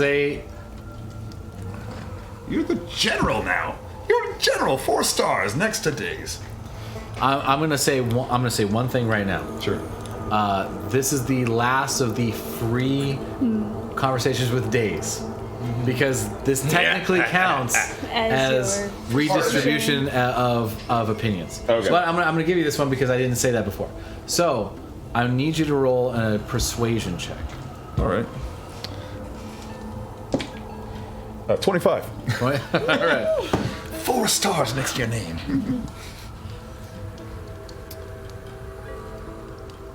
Remind me again of your point. Like My point word, is word actually, is specific. if anything, we're not asking anything of him. We're saying let's because he's out above the table. It seems like he's doing a very selfless thing. So we're just saying let's at least give you something. You benefit out of this elections, and one of the things is that if Venwick is going to be the leader, that he's going to be too busy to deal with the untrained militia, and we bump that up to him, so he's now a general instead of a captain. On top of that, consolidating forces, right? So that, now this person who's used to running effectively army anyways is the person training who has training untrained need militia. training untrained militia who has a standing amount of really good troops. That does sound like Combined funding. Yeah. Venwick has talked about the farmers that want to bring in all of their pitchforks and knives to fight gnolls, and it's a little sad, to be honest. I can help. But if they had, not to toot my own horn, but I have trained a few people in my day. If they had someone like me at their head, I could probably turn them within a matter of days. Get it? Hey, he said his name, Days. He gets 10 points. 10 points. 10 points for From untrained militia to people that might not die. Probably. Which is better than nothing. Better than untrained people just with pitchforks just going into battle. We could have a few days where we train them a little bit on basic, phalanx style fighting. Hey, Reserves who know how to set a defense are a lot better than people who waving random sticks. 100%. We get them to make the right prayers. Maybe they remember the right things. Okay. All right, so from there, I'm going to cut off the conversation with Days, only because if everyone gets a chance to try to influence Days to do something. Yeah, it's gonna be a understood. thing. So we're going to move on to. We were going to talk about who's going to influence what. Did we want to? You can So we're gonna move. So converse- Days moves away from us, Sure. and Yes, now we're left so by ourselves. You can converse amongst yourselves to Okay. decide what you want. Who wanted to cover Trey real quickly? Because I don't have a name. Okay, so we're going to put that down. Trey. Okay. What about Bronze Tree for the airships? That one's I going will to. talk to the Bronze Tree. What is going to be your angle so that we know we're not giving them too much? So I'm going to tell them that they should vote for Venwick and stay neutral. But what Right, about but their what's- demands yeah. for the? That's gonna be between them and Venwick. Right. So I think you got to put something in there, and I think the idea that you put in there is that voting for Venwick keeps possible trade monopolies open in the future, and why it may not give you the trade monopoly right now, you're in the most advantageous position to take advantage of it and set costs for it moving forward. And my whole thing I'm keeping neutral is going to be if you guys take a side and you have this new technology that you're bringing back, it's going to basically the other side is going to show up and say, that's mine now because we took a side. And we That's could a good point. and we could also mix in military because we've got a lot of untrained militia and we've got a new general who's all supporting this. We could have airships that are also troop carrier drops. might have one. Oh yeah. They only have, they only might have have got They might have theirs one, working. but also if they're doing military, they could, given this person, get if they're figuring out how to make new airships or whatever, and they're able to get that back up and going. They might have They may have the ability to gain a military contract to produce airships for a So I military. have a question for Armand. Does that make sense? It does. Cool. Yeah. I have a question for Thank you for Armand on acknowledging. this. Sure. The ritual with the onyx stone. If we pull it off, does that mean the citizens inside are released? If it goes the way that we want, yes, we're going to save the people, including the old leaders. Is everyone okay with me giving some information about that away to get them on our side? Because I could say we have the potential for resources of individuals who are intimately aware of airship technology. Oh, I'm cool with letting that know. Good point. I like that. I would say give that information to On the hush, but yeah. on the hush. Right. I'm assuming Days and Fenwick already know this if we've told them. I told them. Okay. I told them what happened. Okay, so at least they know. The other person who I could say would be worth telling would probably be Father Frederick. He's like a solid choice, and since he's working all the different religious angles, he could get all the other faith leaders in on the fact that, that they can deliver and proselytize to everyone in the surrounding areas if airships exist. So I think one of the things we need to think about is getting this ritual done before the battle. Let's focus on this thing. Yeah. Frederick is already voting for Venwick, so we don't have to worry about him. Correct. Yeah. One of the ones I think is shifting Kel to Days. And I think that needs... Kel to Venwick. Kel to Venwick. And that I think needs to be a conversation between Venwick and Kel. So I think it needs to be convincing Venwick to cede some of the Fellwind. I think I will. Can I hold a conversation with two people at once? So so one of the things you can do with your two conversations is try to convince somebody to help you convince somebody else, which will give you advantage and also potentially lower the DC depending on what it is you're arguing. So in this situation with Venwick convincing Kel, that would probably lower the DC and advantage. So it would be a very huge thing for Venwick to come directly to Kel and interject in that way. So yeah, you can approach Venwick as one of your two things to do that, and then it would be your second thing to go to Kel with Venwick to do that. Or you can have someone else approach Kel with Venwick after you have convinced Venwick and do something else with your second one. And speaking of Venwick, someone needs to go talk to Venwick. No, we already have that. Days. No. Days is talking to Gabriella. Not I'll talk to Venwick. Okay, so Venwick. So I'm going to talk to Bronze Tree. Who do we want, or do we want anybody talking to Blackbone? Yes. Katinka's talking to Adrian and Blackbone. Got it. You're talking to Bronze So Tree. with that one- I'm talking to Iron Bowls and Venwick. So for the Blackbone, And Lena's talking to Trey. the man Windfall joins Empire. We want to keep it neutral though, so that's So the idea would be to get them to vote to stay neutral and vote for, instead of Edwin, to vote for Fenwick. Venwick. Yeah. I think if we were able to get everybody before Harold, like, convinced, we already have the votes for Venwick at that point. Because that's the entire Pinnacle District. Yeah, and but if we get Harold, we have the entire Pinnacle District, which means we have the most funding. I'm going to let you guys know right now we're already winning by a landslide. So the question is there a resource we want? Because I've already did the math. We have the funding for our army. We've got the votes to put Venwick, but now it's the extra credit. Do we want, for instance, we got the healing, for example. So looking at these resources, is there anything that you guys think we really need to get? So I think we need to convince Blackbone to stay neutral, because its demand is to join the Empire. If we convince him to stay neutral, then his funding becomes up for grabs based on something he wants. Katinka's covering him. We got it. Okay. So yeah. There was also the highly trained warriors. Something from Iron Balls. I was thinking more of the imported armor and weapons. Only reason because their culture is going to be a lot different, but we can at least use the armor to give That's the people. Lewis. So you want to try to talk to Lewis? Well, so this is... I've already got two. So this is my thought here. Listen, check this out. Harold and Adrian. I'm talking to Adrian. Okay, sorry. I'm just trying to keep track. Sorry, guys. Check this out. This is my thought. Day's already walked away, right? Yeah. He's pooping. He's doing a duty. Duke looks at all of you guys and it kind of says in a very hushed tone, All right. So I have kind of a crazy idea here, right?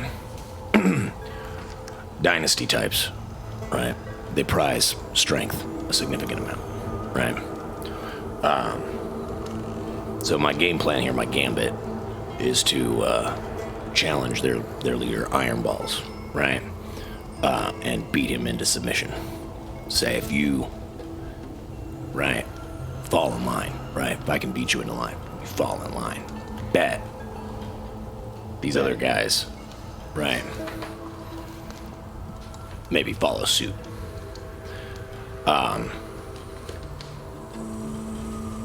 And I guarantee you I can make him want to fight me.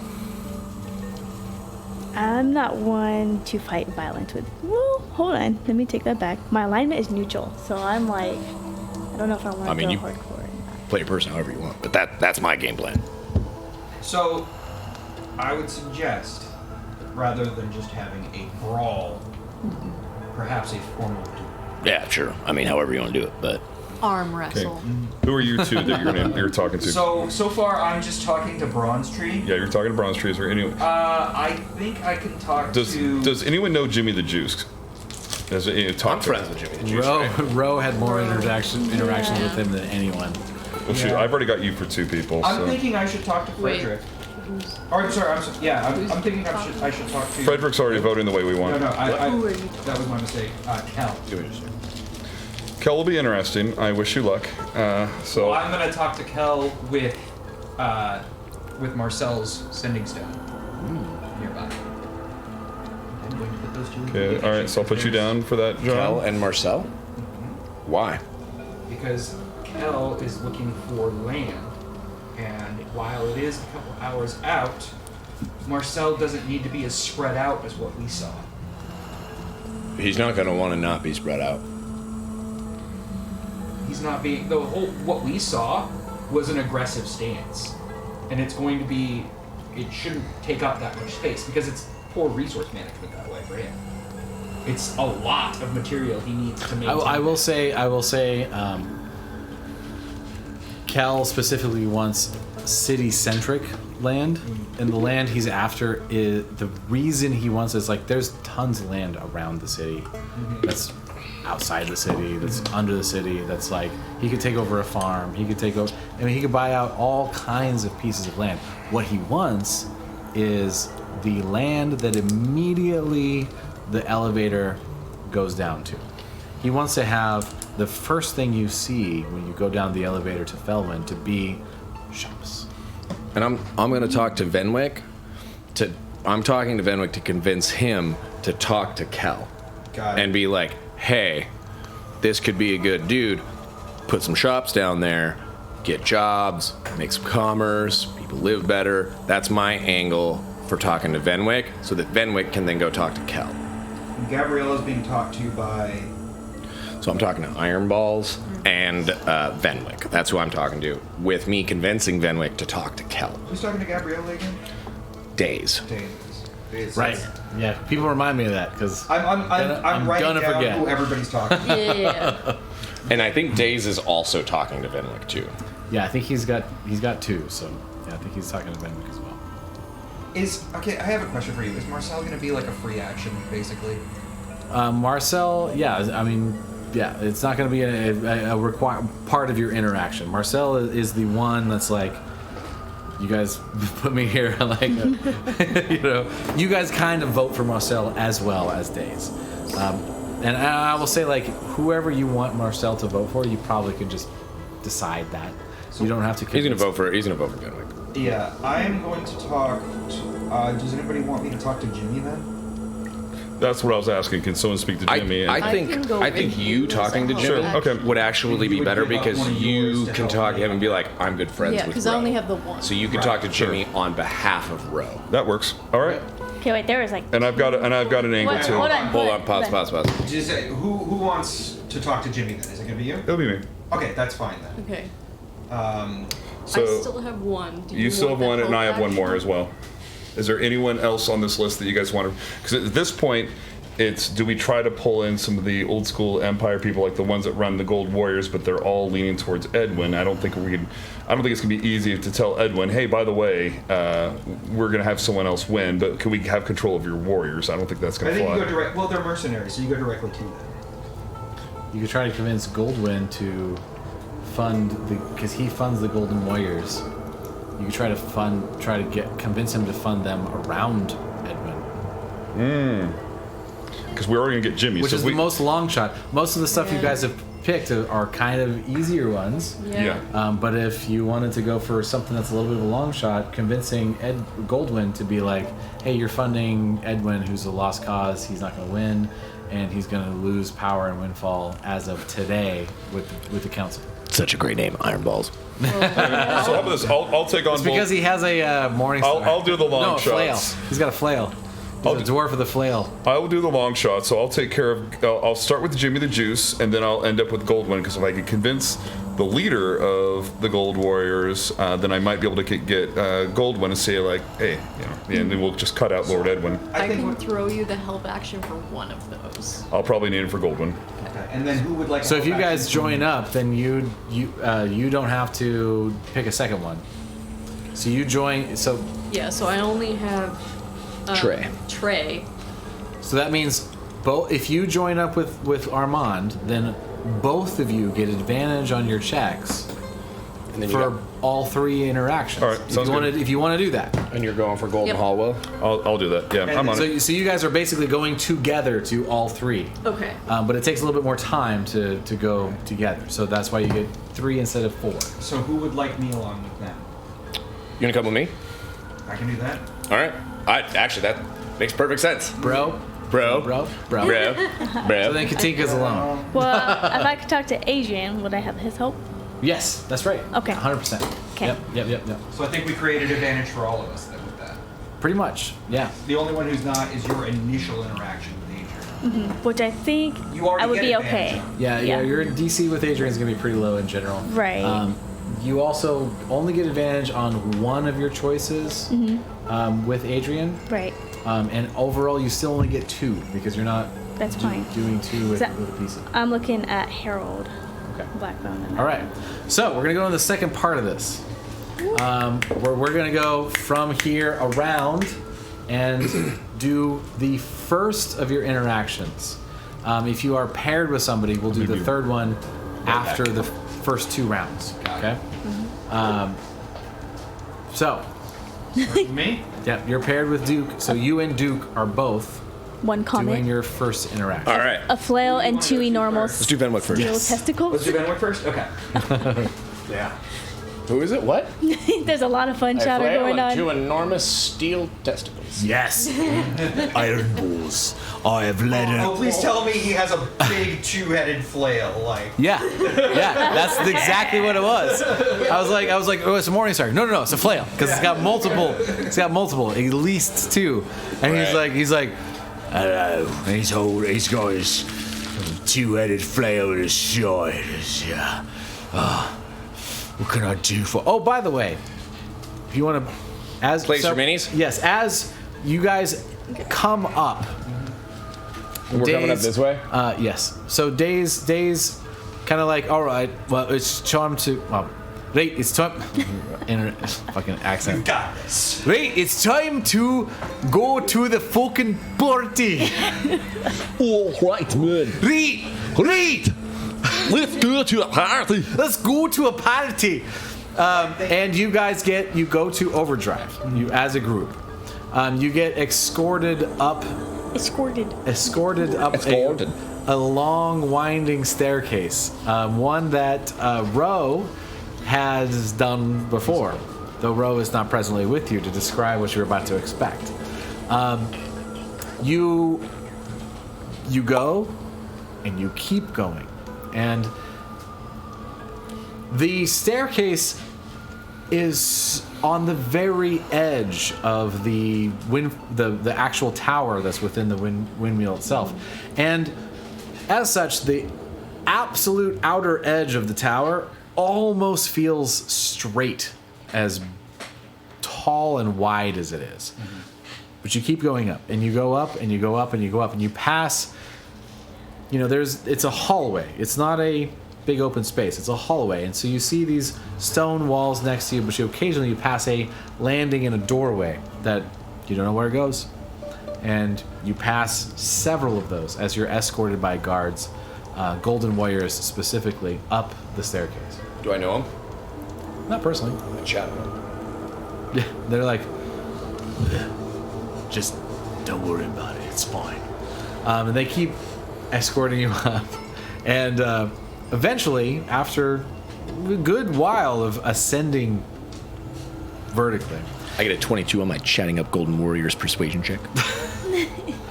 they're like, we're just showing you to the fucking door, man. Like, And you're doing a great job. well, thank you. We're just doing our job. Hopefully Jimmy gives us a raise soon like he promised. We don't know what to expect out of these negotiations you're all in, but doesn't matter to us. Well, We've hey, what's got your name? I can put in a food good in word our for it. belly and meat in our hands. It's all that matters. Well, hey, what's your name? I can put in a good word for you with Jimmy. Steve. Steve. Right. All right. Steve, I can try and put in a good word. If Steve that's what the you want. Orc. Steve the Orc. That's my actual name. Yeah, but you got it. Steve the You don't have Orc. like. You don't have My like middle name is The. You don't have like a good title. No. It's just Steve the Orc. Everyone calls me the Orc. Is he an orc? Yeah, he's an orc. Does he look extremely orcish? He looks half orcish. All right. Well, we're gonna have to work on that title, bud. Right. Steve T. Orc, just tell him. Steve T. Orc. Yeah. All right. Well, by the end. And he's like kind of trying to poke up his like tiny underbite thing. He's like, yeah, I'm an orc. We'll make you the T-est orc ever. All right. Yeah. All right. And you all arrive at this landing, which is this first chamber closest to Dexter. There's no door, but like the far end closest to Dexter is technically has a doorway that leads you into this sort of antechamber that's sort of a you can be in there kind of thing. From there, you guys come into what looks like it is 3 or 4 stories of the tower that have been annexed for this purpose. It is very high ceilings and an open layout, and probably 60 to 80 feet high ceilings in here, with lights kind of dotting around, like big hanging lights, and just kind of creating a mood. As you arrive in the antechamber, you see Lord Edwin Dahlgrad, like, my friends, welcome to the fanciest room in Overdrive. Such a great place to have our discussions, yes? I see you didn't bring your little kitty friend.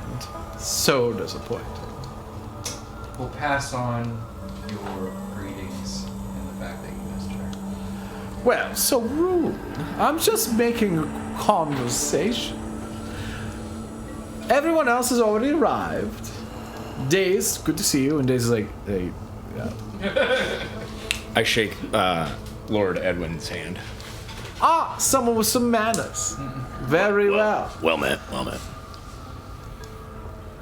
Well, Look as ominous as possible. you are the only advisors that aren't voting that have been permitted in this meeting. You must be something special to Days. And, quite frankly, the rest of the factions, as they unanimously, with the exception of the Forsaken, agreed to let you be here. So curious, like, besides your kitty friend, I haven't spoken to any of you.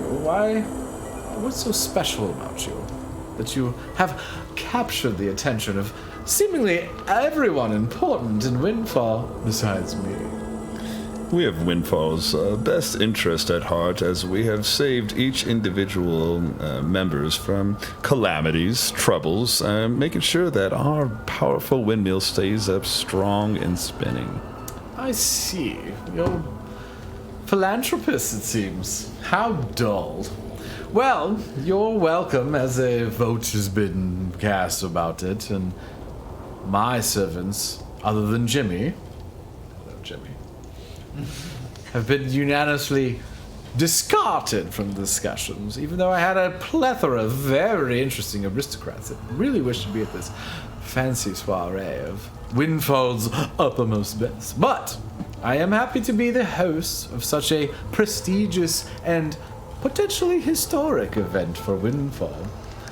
let me show you around. And he brings you through these big double doors, and a large chamber opens up to you, and you see several different levels of hangout spaces and large tables. Of one particularly large table, as you see this one. You cast Arcane Block on the thing that I'm holding the onyx in, right?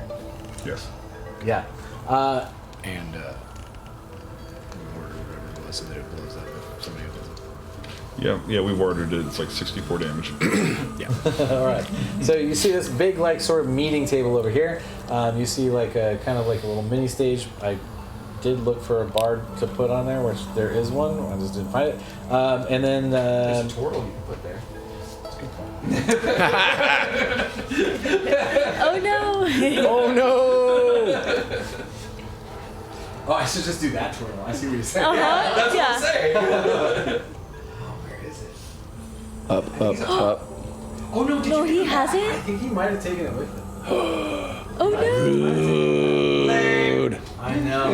Sorry. We must clone Preston, him. if you're watching. Solaire is just gonna make an appearance on the. Oh yeah. So you see a very awkward dragonborn, just like. He's a sword swallower. Oh yeah. So. He praises the sun. Yes. Yeah. So you see a dragonborn that's got like like full armor and like sun emblem on their shield, like. And then like head like folds in half and Oh my god. fucking sword goes out there, like they pull it back out and like better fucking get paid for this shit. That was my best Sabrina impression. Not Solaire impression, mind you. A Sabrina impression. That was it. I got that. Yeah. Accurate, right? Yeah. This is fucking ridiculous. I'm fucking all right, whatever. So you guys. I know. So you guys see where everyone's kind of laid out, and to make it easy, I marked everybody that is an NPC that we just went over on the little card, so you can see where you're standing next to. So if you want to place your minis as you kind of get ushered into this grand hangout space, there's a sort of a library area. There's like an upper sort of little bar area. There's a sort of another side little, darkened corner area. As we walk by Jimmy the Juice, Yeah. I'm gonna tell Jimmy the Juice, "Hey, Jimmy, I'm moving you up here with Steve T. York, doing a great job. Deserves a raise. Just saying. All right. Right, mercenary, deserves a raise. Just saying. good to know. Also, in response That's to Bronze Edwin, Tree. when he says this historic occasion, and we're like, it's good that you all recognize the severity. An invading army of monsters tends to get marked in the history books. Well, who's invading yet, huh? But you're right, there is. If it wasn't so serious, I wouldn't be supplying what I'm supplying. And that is. Well, and he kind of just ushers to the room like, I can at least supply something to meet for everyone to meet in. I do have the most luxurious land in Windfall, after all. Even as serious as it is, we should still do it in luxury and comfort to make all distractions go away. I have my own place to play in this, and a older, bald man with a goatee, slightly overweight, with a green robe and gold trim comes up to him, and he's like, "Yes, you do, and don't forget." And he sips his wine and walks off. So, also, as I walk into the room, I'm just gonna light off my divine sense. It's a good call. So as he Undead, celestials, or fiends. Nothing so far. as he says the thing about luxury, And fit.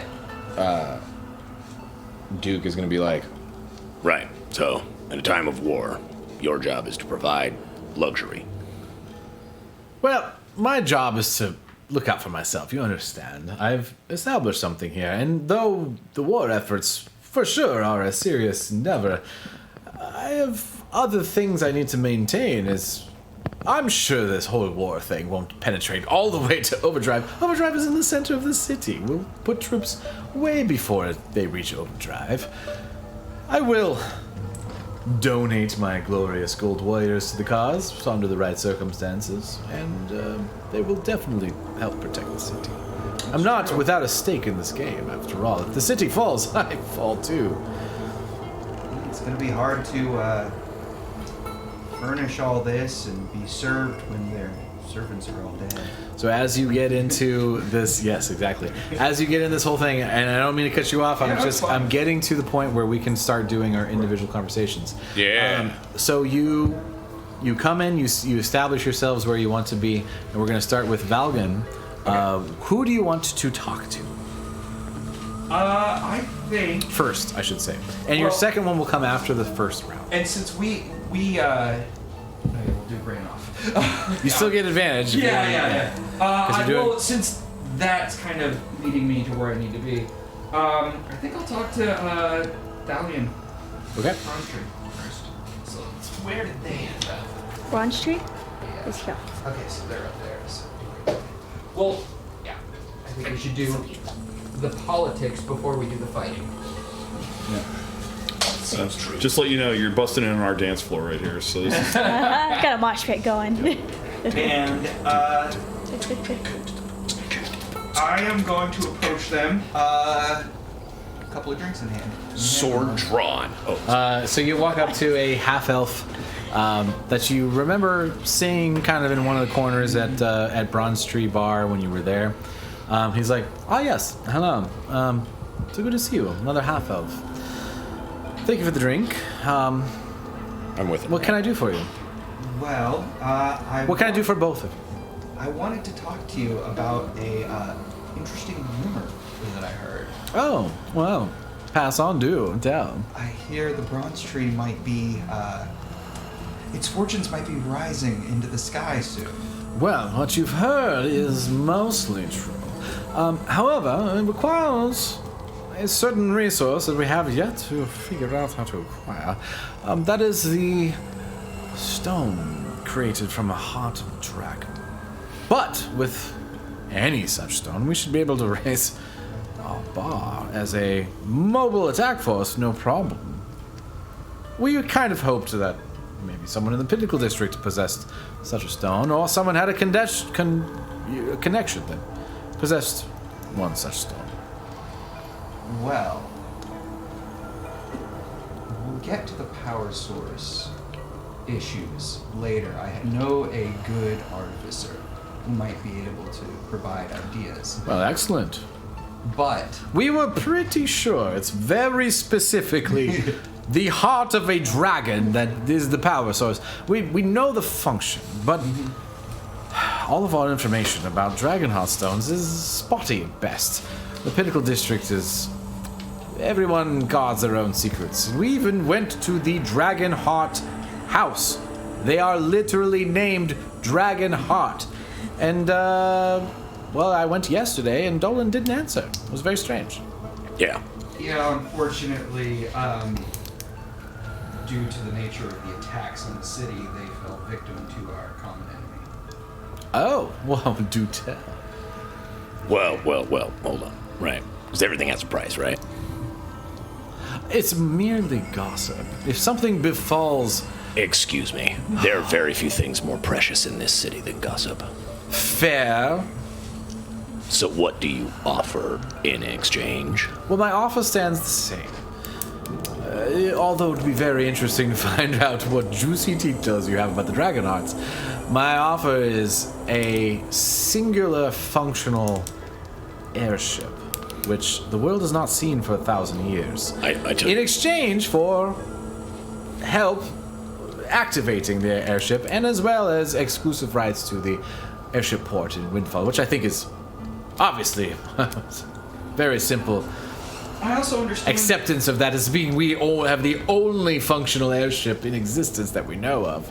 Obviously, we would have the rights to that. So I have a question. What if we had the potential to provide information on how to make more?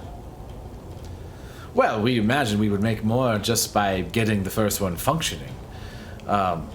Though the first one is powered by Dragon Heart stones, many advancements in Arcana power have been made, and we could probably dissect it and make airships out of not Dragonheart stones, though the current Dragonheart stone functioning airship would be not one of such ships. We would need a functioning one to do such research. It has been whispered into my ear that you are currently in possession of 7 said Dragonheart stones. I won't say who told me, but it is fascinating to see the idea of our airship fly once again. Above table point of order really quickly. We did not go over something. Yeah. I told you last time at the end of the game I was going to spend the evening communing with the Gold Dragon. Yes, Stone. you did tell me that. Okay, cool. I just wanted to make sure we hadn't I forgotten remember about that. for sure. All right. So the rest of the 6 are with Lena, as far as I know, and the gold one is with you. We Do we have the bag, by the way? Yes. We have the bag that changes hearts into dragon stone. Oh yeah, we got the bag. Okay. Right. All right. So, thought, right? Doing a better, right, than those things, right? Because, like we said, gossip, right, most valuable thing. And I know that you really want a dragon heart, right? That's a real tasty treat, Get to the point. right?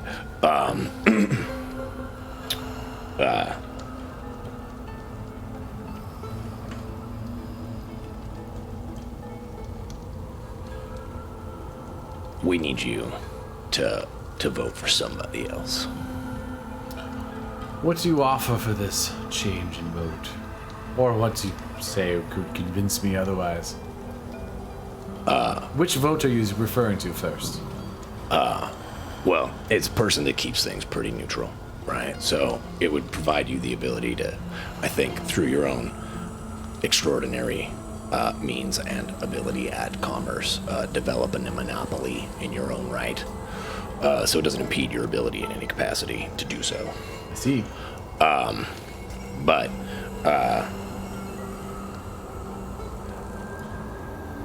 through our actions, provide you access to a repository of knowledge in regards to the ability to make airships functional that you would not have access to otherwise.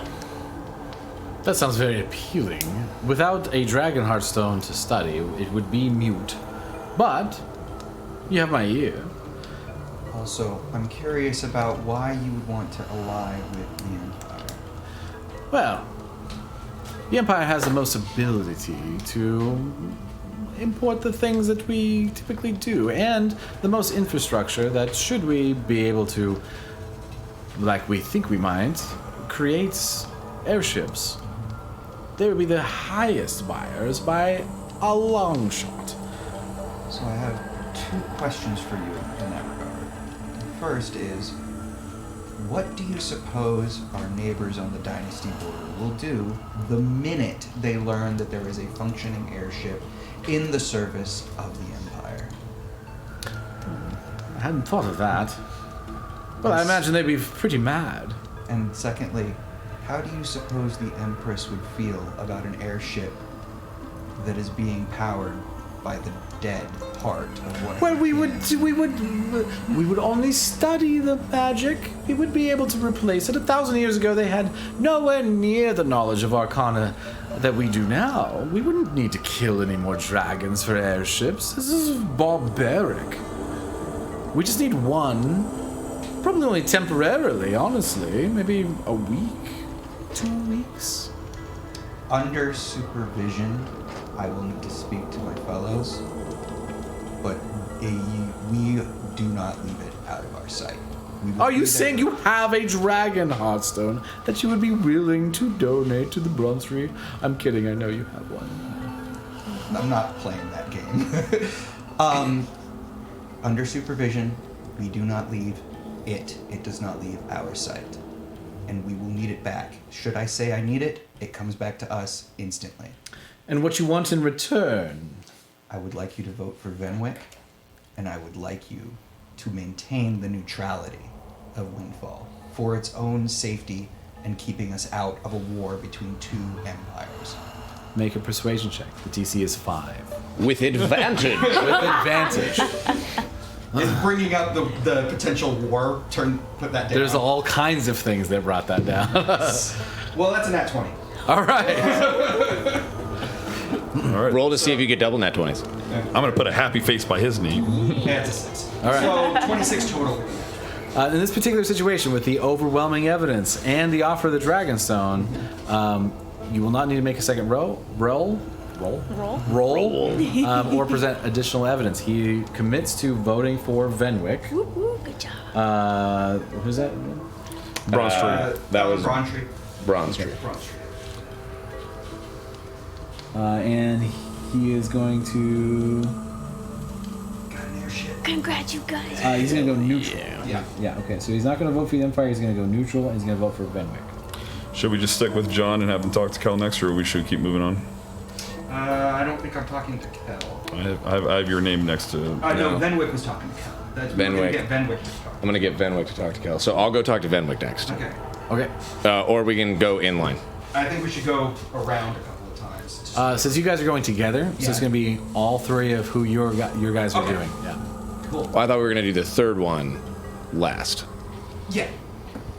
Yes. You're right. Yeah. So do your. So your guy. I'll do Venwick. So we'll go do Venwick. Okay, we'll go talk to Venwick. Alright. I'll shake Ronald's hand. It's like, it's been a wonderful conversation. I look Thank forward you to- so much. Quick Come by anytime. quick aside. Gossip to gossip. We are a very pretty race. Gossip to Pretty party in general. gossip to gossip.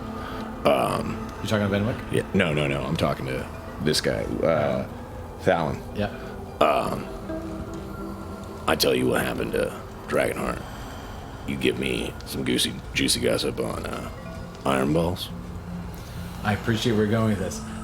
I'm going to say that we have at least 10 interactions to get through. Okay. And so I'm trying to limit expansions on things besides the things you choose to do. Gotcha. For the reason of like, Venwick. I am 100% like, that's fucking awesome. But I want to get through every planned interaction first. Gotcha. Yeah. Venwick. Hey, Vinland, how you doing? I'm very well. This is not really my style. I'm more used to just being among the people. But One pause. If y'all end up becoming airship pirates, I'm going to die from laughter. That's It's great. happening. I mean, you know, It's happening. how could you have like the guitar player from Avenue Park not have airships in Right? this? Yeah. Right. It is steampunk Bay City. Come on. Anyways, continue. What can I do for you? All right, so I'm just gonna lay it out for you. Talk to Days. We're moving. So the vote's going to you, right? We're putting you in there. Okay. Are you sure that that's the way it's 100%. gonna go? 100%. Right. Well, that's what we're moving to make happen. Okay. We've already Right. secured Days' vote, and we've already secured Fallon's vote. Right. We already know of a number of other people. Right. So that's where we're making moves to. Well, I appreciate the vote of confidence, and I will lead Windfall fairly. And I will depend on everyone in the council for advice. We know. I appreciate the trust you have in me. Absolutely. Should I vote for myself then? Yeah. Very well. I will reluctantly vote for myself. With that in mind, I think it's likely important to put on a face of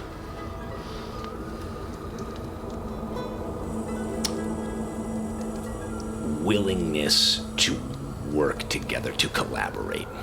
Of course. There's so many levels of Windfall that many other people don't even understand. Days tries, but And I think Forsaken are angry. indeed. I'm gonna try and work on that. Good luck. If you've got any tips, let me know. We honestly need their resources. They are the most militant of all the Windfall factions, and it's going to be a hard fight without their resources. If I think that there's a person that I think you would actually benefit very well from working with. And you have, I think, historically not wanted to, but I actually think it would work in your favor and this person's. I'm talking about Kel, Paladin Chef. Oh, yes. Kel is as concerned over his own realm as I am, and this request that he has made for annexing some of the most prominent land in Felwind is a little difficult for me to swallow, as I feel like that should be much more of a cultural center than a shopping center. Well, But I think I'm getting what you're saying, that you feel that Kel's resources are more important than maintaining a independency of Felwind. well, hear me out here. I don't think you got to have it one way or the other, right? I think you can maintain a cultural center inside the Felwind and meet the needs that Kel is talking about, right? Along with promoting the Felwind out of a bit of its poverty. So what check do you want to make for this convincing? Persuasion. Persuasion. Make a persuasion check with advantage because you're working with Doc.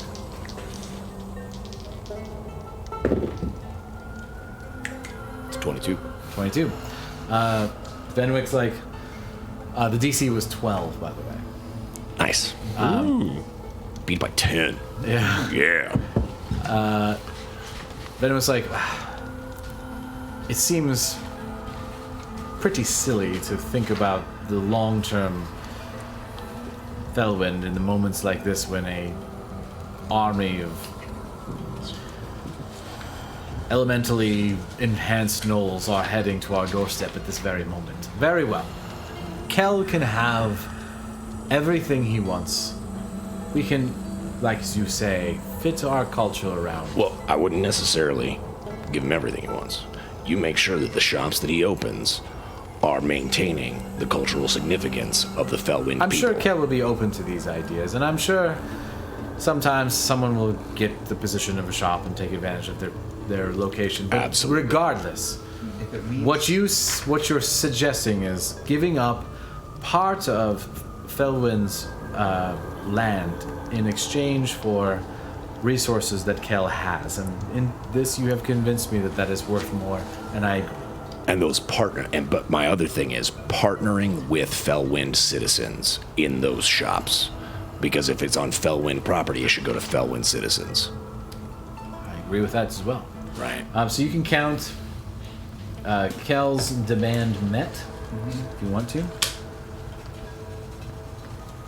And he's voting for Venwick. Venwick is gonna vote for himself. Venwick is voting for himself. Yeah. And we have to see what happens with Venwick's conversation with Kel to get him to be Yeah. neutral and to vote for him. Also, if this means anything to Kel, because he is business-minded, there's we convinced Thalon to maintain neutrality. And there's about to be a surplus of goods being moved in and out faster than ever because they have a functioning airship. Amazing. Lena, who's your first? Roman, where should we go? I think that the one that we have down, just to make sure we've got the moolah, so to speak, let's go ahead and speak to Trey, since, we're both all dancing around him, and he's being the creeper sitting down in this chair on the dance floor. Boom, boom, boom. Yeah.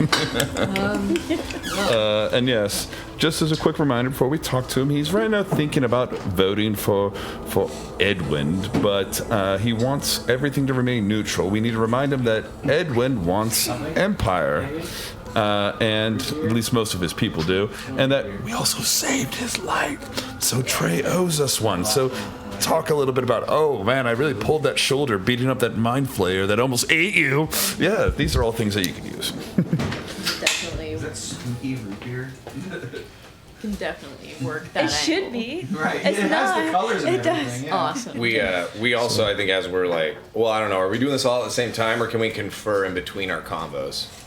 This is kind of like you're bouncing around. So Yeah. the previous strategizing was when you had that chance. Okay, so we don't have an opportunity to. Not really. Okay, never mind. You're kind of dispersing around the party. Trying So to you do, yeah. So we'll start with you talking to Trey, and then I'll go talk to the gold warrior folks. That'll be tough. All right, so you walk up to Trey. Trey, it's like, oh, hey guys, what's up? Thanks for like getting me out of that mind flayer den. That was fucking crazy. You know what was really crazy was all the people affected by it. I mean, I see what you did there. Yeah. Yeah, those mind whammies did a number on my circuits too. I mean, he was tough to beat, and I'm glad you're okay. Thanks, man. I'm getting better. On my way. Still gotta sit down for a little bit most of the time, but it's all right. Well, I hope you remember that we were the ones who got you out of a tough spot. I do. Yeah, and I'm glad you're coming over here. Who are you guys? Who's Trooper Elite supporting? Edwin seems to be the most neutral, so I'm going with him. But he's not very neutral, though. He does support the Empire, actually. Make a persuasion check. The DC on this is 8. This is a very low, sort of introductory DC. and you have advantage because of me. Yeah. Yep. Yep. Wait, hold on. For persuasion, real quick. It's probably low as hell. What's your charisma? Yeah, check. It's -1. Yeah. Oh shit. Oh no! Oh, good. 2 14s. 14. Cool. So 13. Trey's like, oh man, really? Fuck, that sucks. All right. Well, I mean, those lordly types, they kind of stick together. yeah, they don't really have the gaming district's interest at heart. Like, well, who should I vote for then? Venwick's been telling a lot of people that he just wants to keep things pretty kosher amongst everyone involved. Benefits everyone if that's the case, really. All right. I mean, he's sort of a lawful guy, but So intense. maybe roll another. So I'll give you the choice. What what skill do you want to use to try to Oh my god, both of them?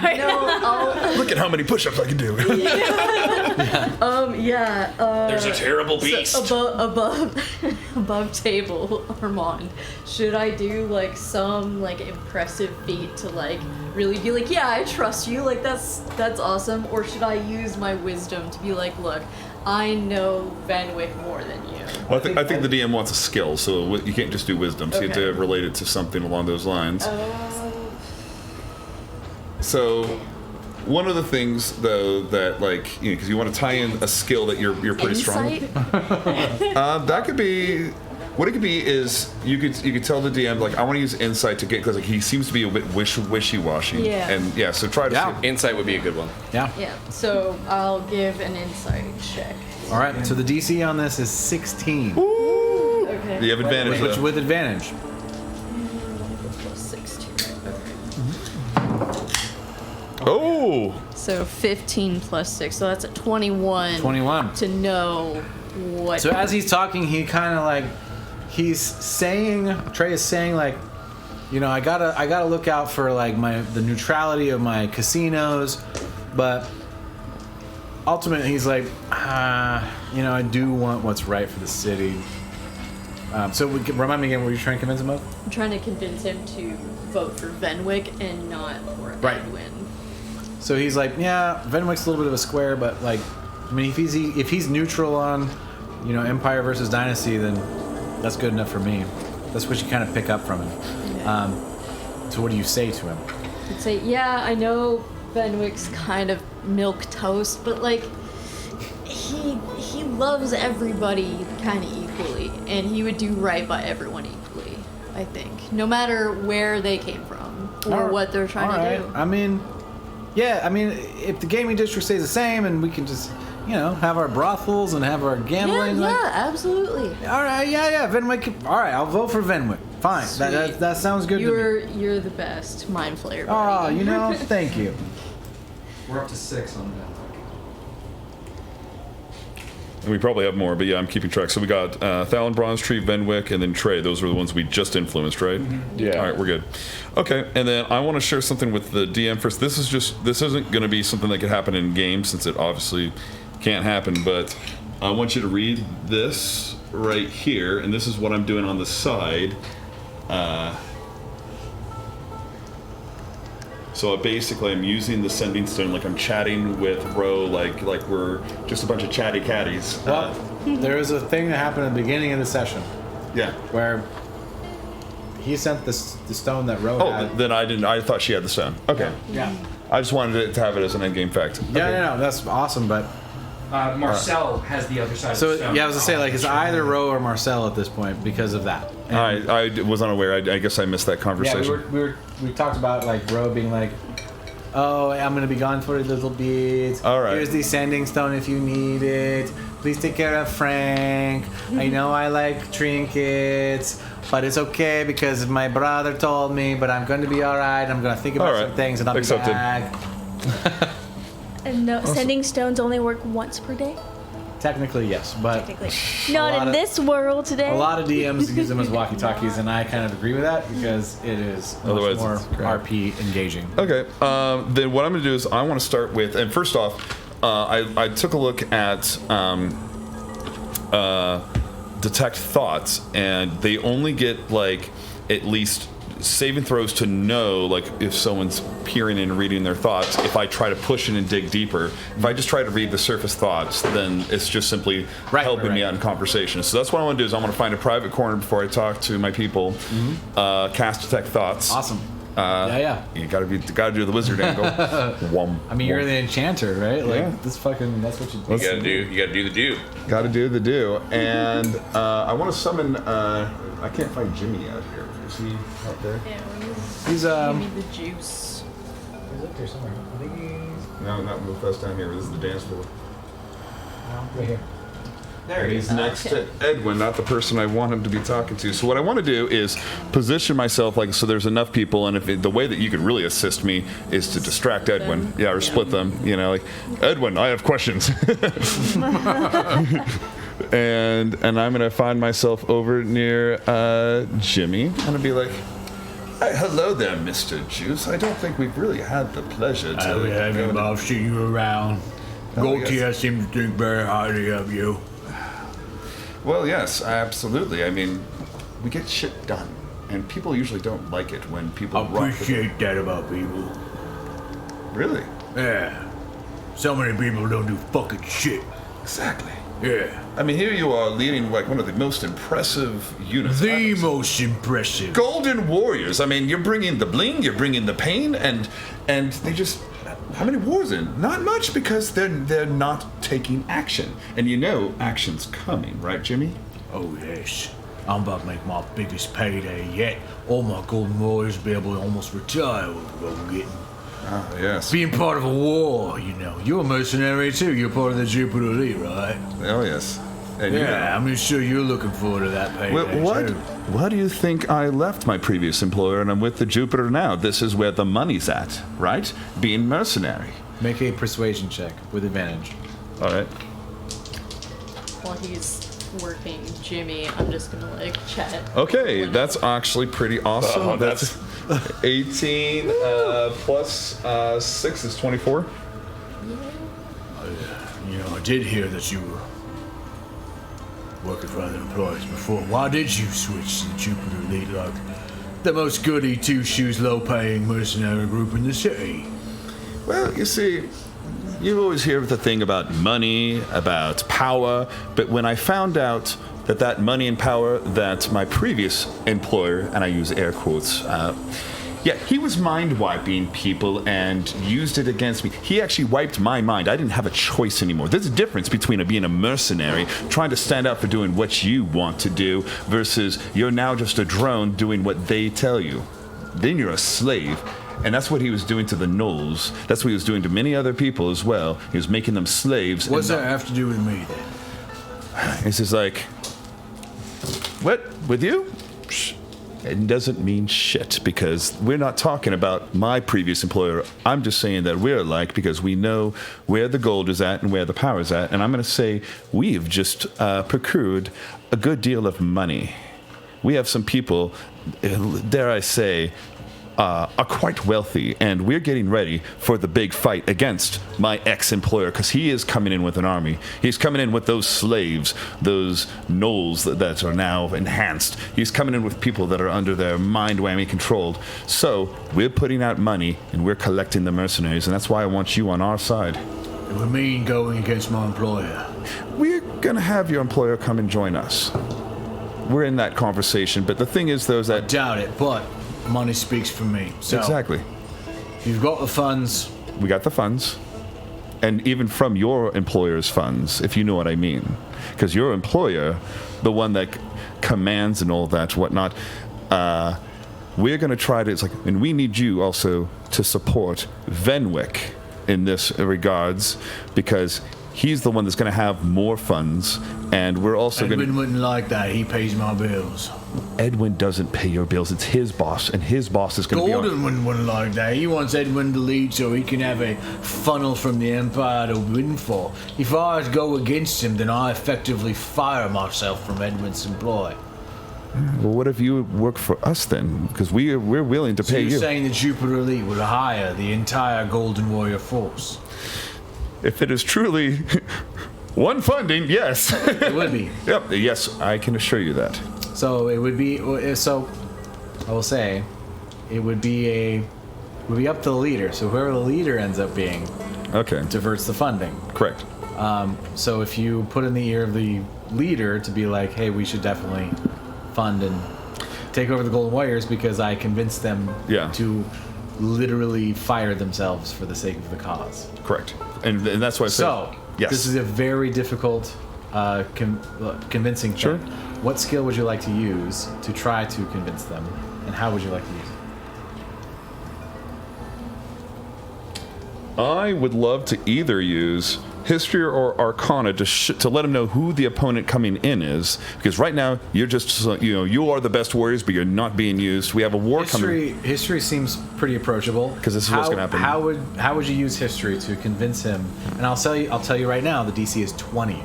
Sure. Jimmy is very dedicated to Understood. where he's at, and the fact that he was probably going to fight in the war regardless. And why should he give up his position after the war to be still in the war? Because I'll let him know that, because he knows that those who truly are in the real war and not just on the reserves, because if you end up working for Edwin, you're just going to be the pretty knights only protecting the rich people on the top row, and you're not going to be down there where the spoils are going to happen at. And I tell him about history lessons about like the people that are in the ground. They're the ones pulling the gold fillings from people's teeth. They're the ones who are getting the magical items from the slain opponents. You're going to be missing out on that loot. Oh, that sounded pretty good. Make a history check. Can I give him the help action? Oh, yeah, you definitely do. So my help would be like, hey, warrior to warrior, you want to be in the thick of it. Pretty sure. All right, make that advantage check. Yes! Natural 20, 28. Nice. So Jimmy's like, Oh, I really hate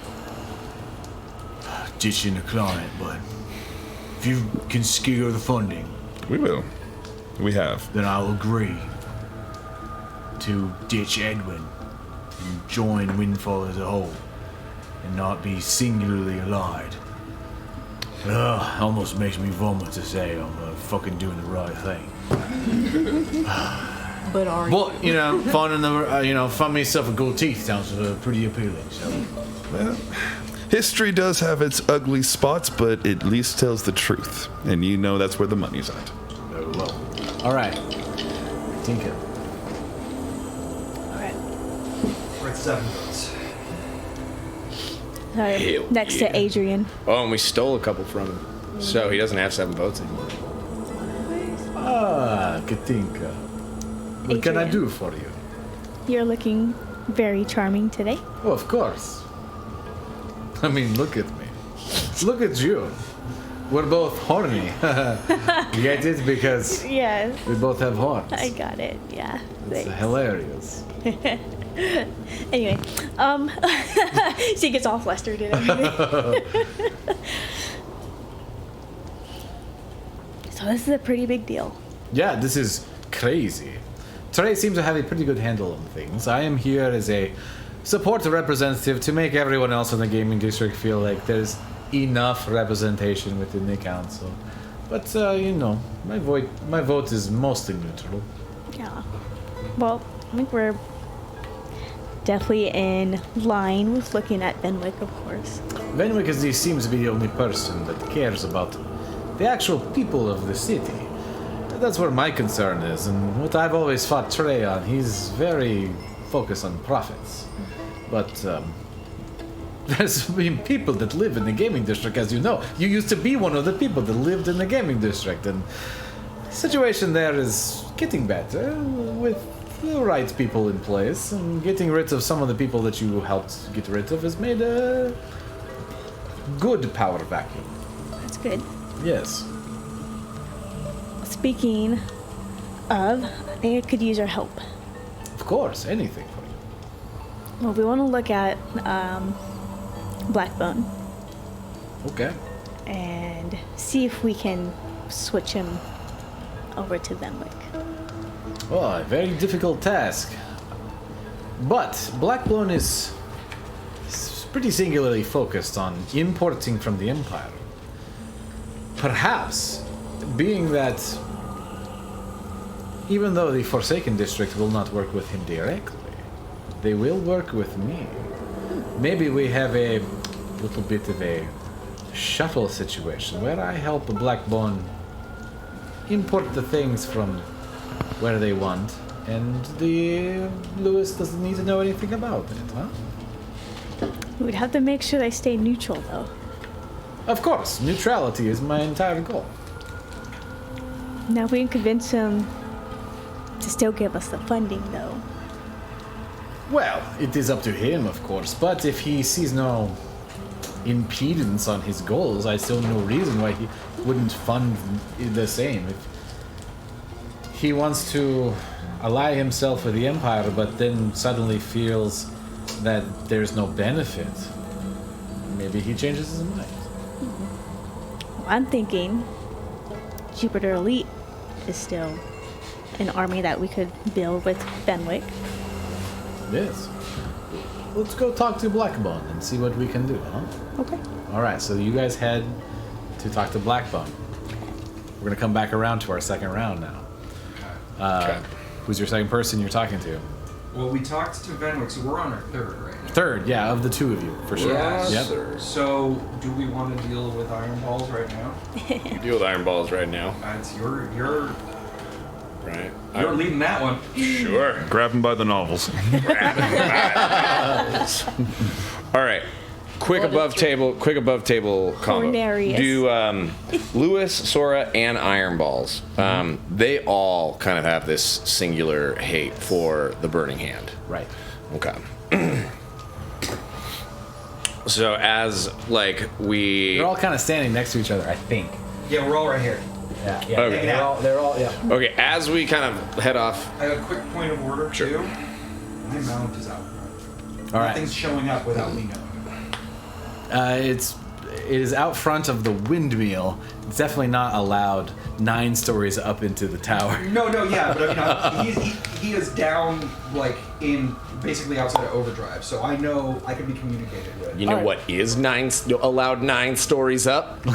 My familiar. It's on your shoulder, for sure. All right, so what are you saying to Iron Ball? All right. Before we walk over to Iron Balls, right? As we're walking over there, I look over at Valgan and I'm like, all right, Valgan, I got a couple quick things to tell you before we get over there. It needs to be real hush-hush, right? These people are looking for a guy. That guy's name is the Burning Hand, right? You should probably know before we go over there that person is me, right? Do you remember? We're not going to talk about that right now because we have precious moments before we get over there. I'm gonna You're like moving down the hallway as he's telling you this. I'm gonna offer them a number of things, right? I need you to keep it cool, all right? Play this quick, right? This is good. Like, I need you to not be a cop, okay? All right.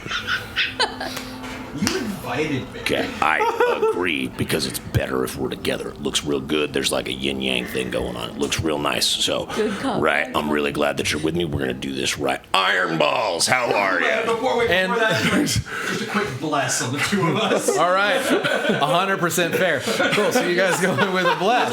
Not okay with what's going on.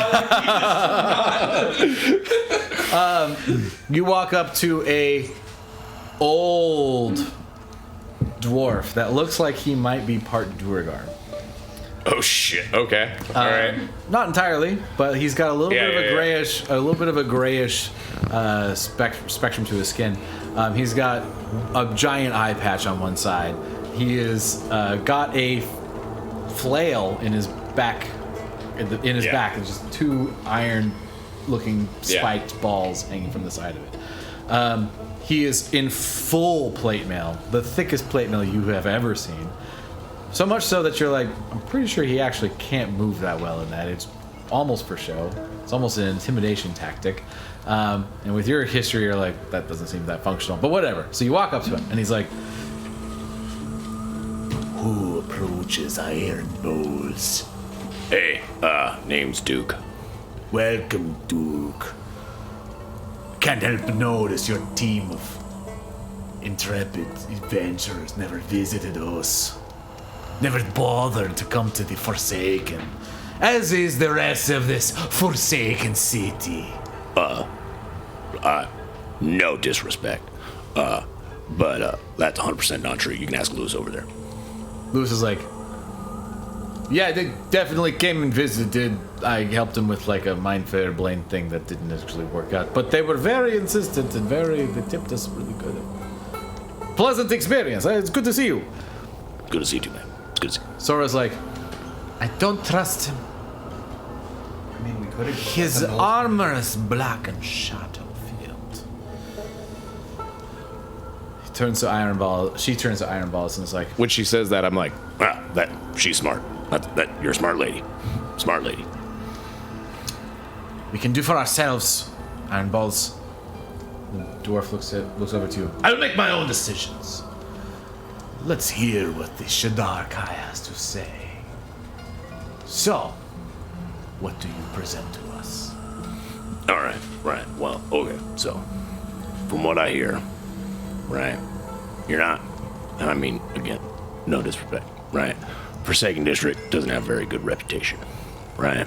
I mean, like, hold on. Iron Balls, are you the kind of guy who likes a straight shooter? We have the most elite force of warriors in the city. We have the most capable hunters in the city.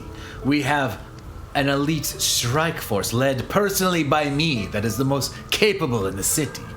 So you knew you were about to be invaded by gnolls, then? No. Probably not. No. Okay, because you would have been hit first. We have our own ways. We have our own traditions. We have our own culture. A culture that is trying to be stamped out by the Empire influence in this city. And this cultural invasion is trying to erase everything we were. We had to flee our lands and come to this God's forsaken place. That's super true, and I want to help you with that, right? Because what we're trying to do is we're trying to keep this place super neutral, right? We're not trying to let the Empire get its dirty, grippy hands on this place, right? The dynasty in Dhaka is the only thing that matters. I mean, I'm not. That is our culture. Everyone should embrace what Dhaka offers. Right. Well, I mean, I want to make sure. Big symbol of fucking Bahamut on my shield. Just like- big symbol of the Raven Mother on my chest, right? I mean, clearly you won't. Right. Well, I'm just saying, right? I want to make sure that people have the opportunity, right, to choose the dynasty if that's what they want, right? And I want to make sure, right, that the dynasty has an opportunity to continue, right, in the ways they say. Right. I want to make sure the Empire doesn't get any foothold in here. I want to make sure everything stays neutral, right, so that you can continue to live Make a persuasion check. the way His that you DC want, is 10, right? which is a neutrality convincing. It's less difficult to convince a neutrality. But other- make this check now. This is the thing that you've argued. So Well, I was gonna add a little of something else. sure, On the thing. it's not gonna change the DC, but you can't for flavor. All right. I'll make these. Ooh. Okay. The DC's 10. The DC's 10. Or actually, I would say, if you can figure out a way to make it any skill you want, then I'll let you do that. I appreciate you. I'm gonna look at him and I'll be like, Do I look like the kind of person to be taken lightly?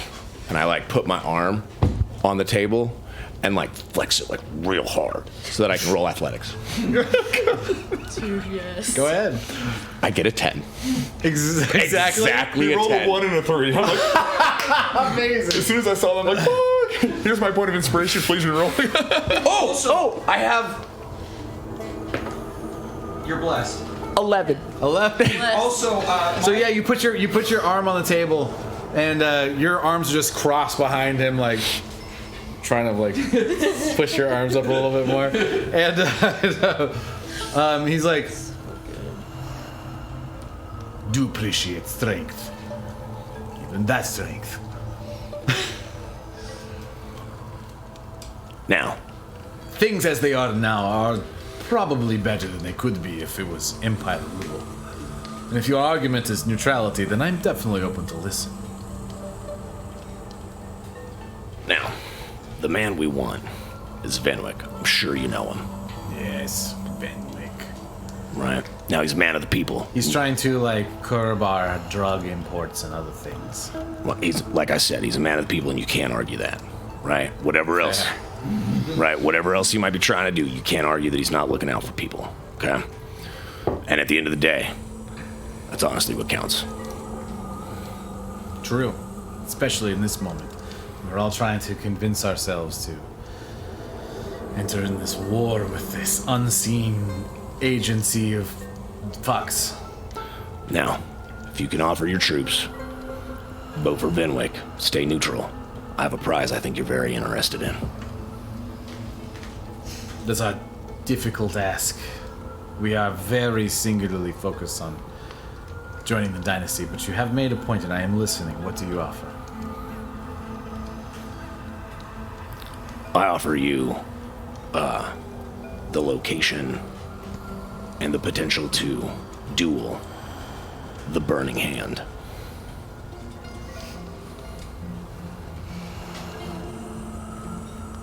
Oh, fuck, dude.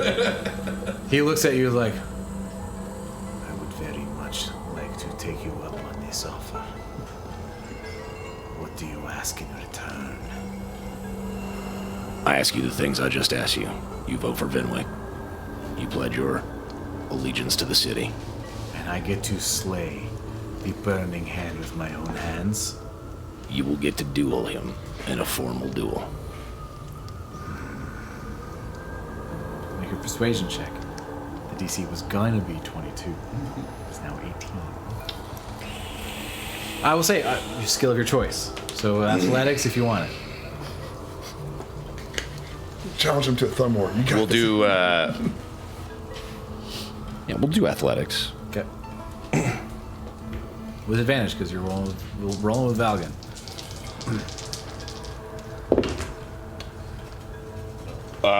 That beats it. It's a 17 and an 18 on the dice. So So he looks at you like, that's a. Well, we'll roll this guy. It's called. That's a 26. Lewis, Sora, hear me. Soren. I know you have your own votes, but the Burning Hand took everything from us. It is why every few weeks we have the Festival of the Burning. And curse his name. Festival of the Burning. This is why we have the hunters. This is why we have everything in our current culture is this one singular evil human. Assuming it's a human.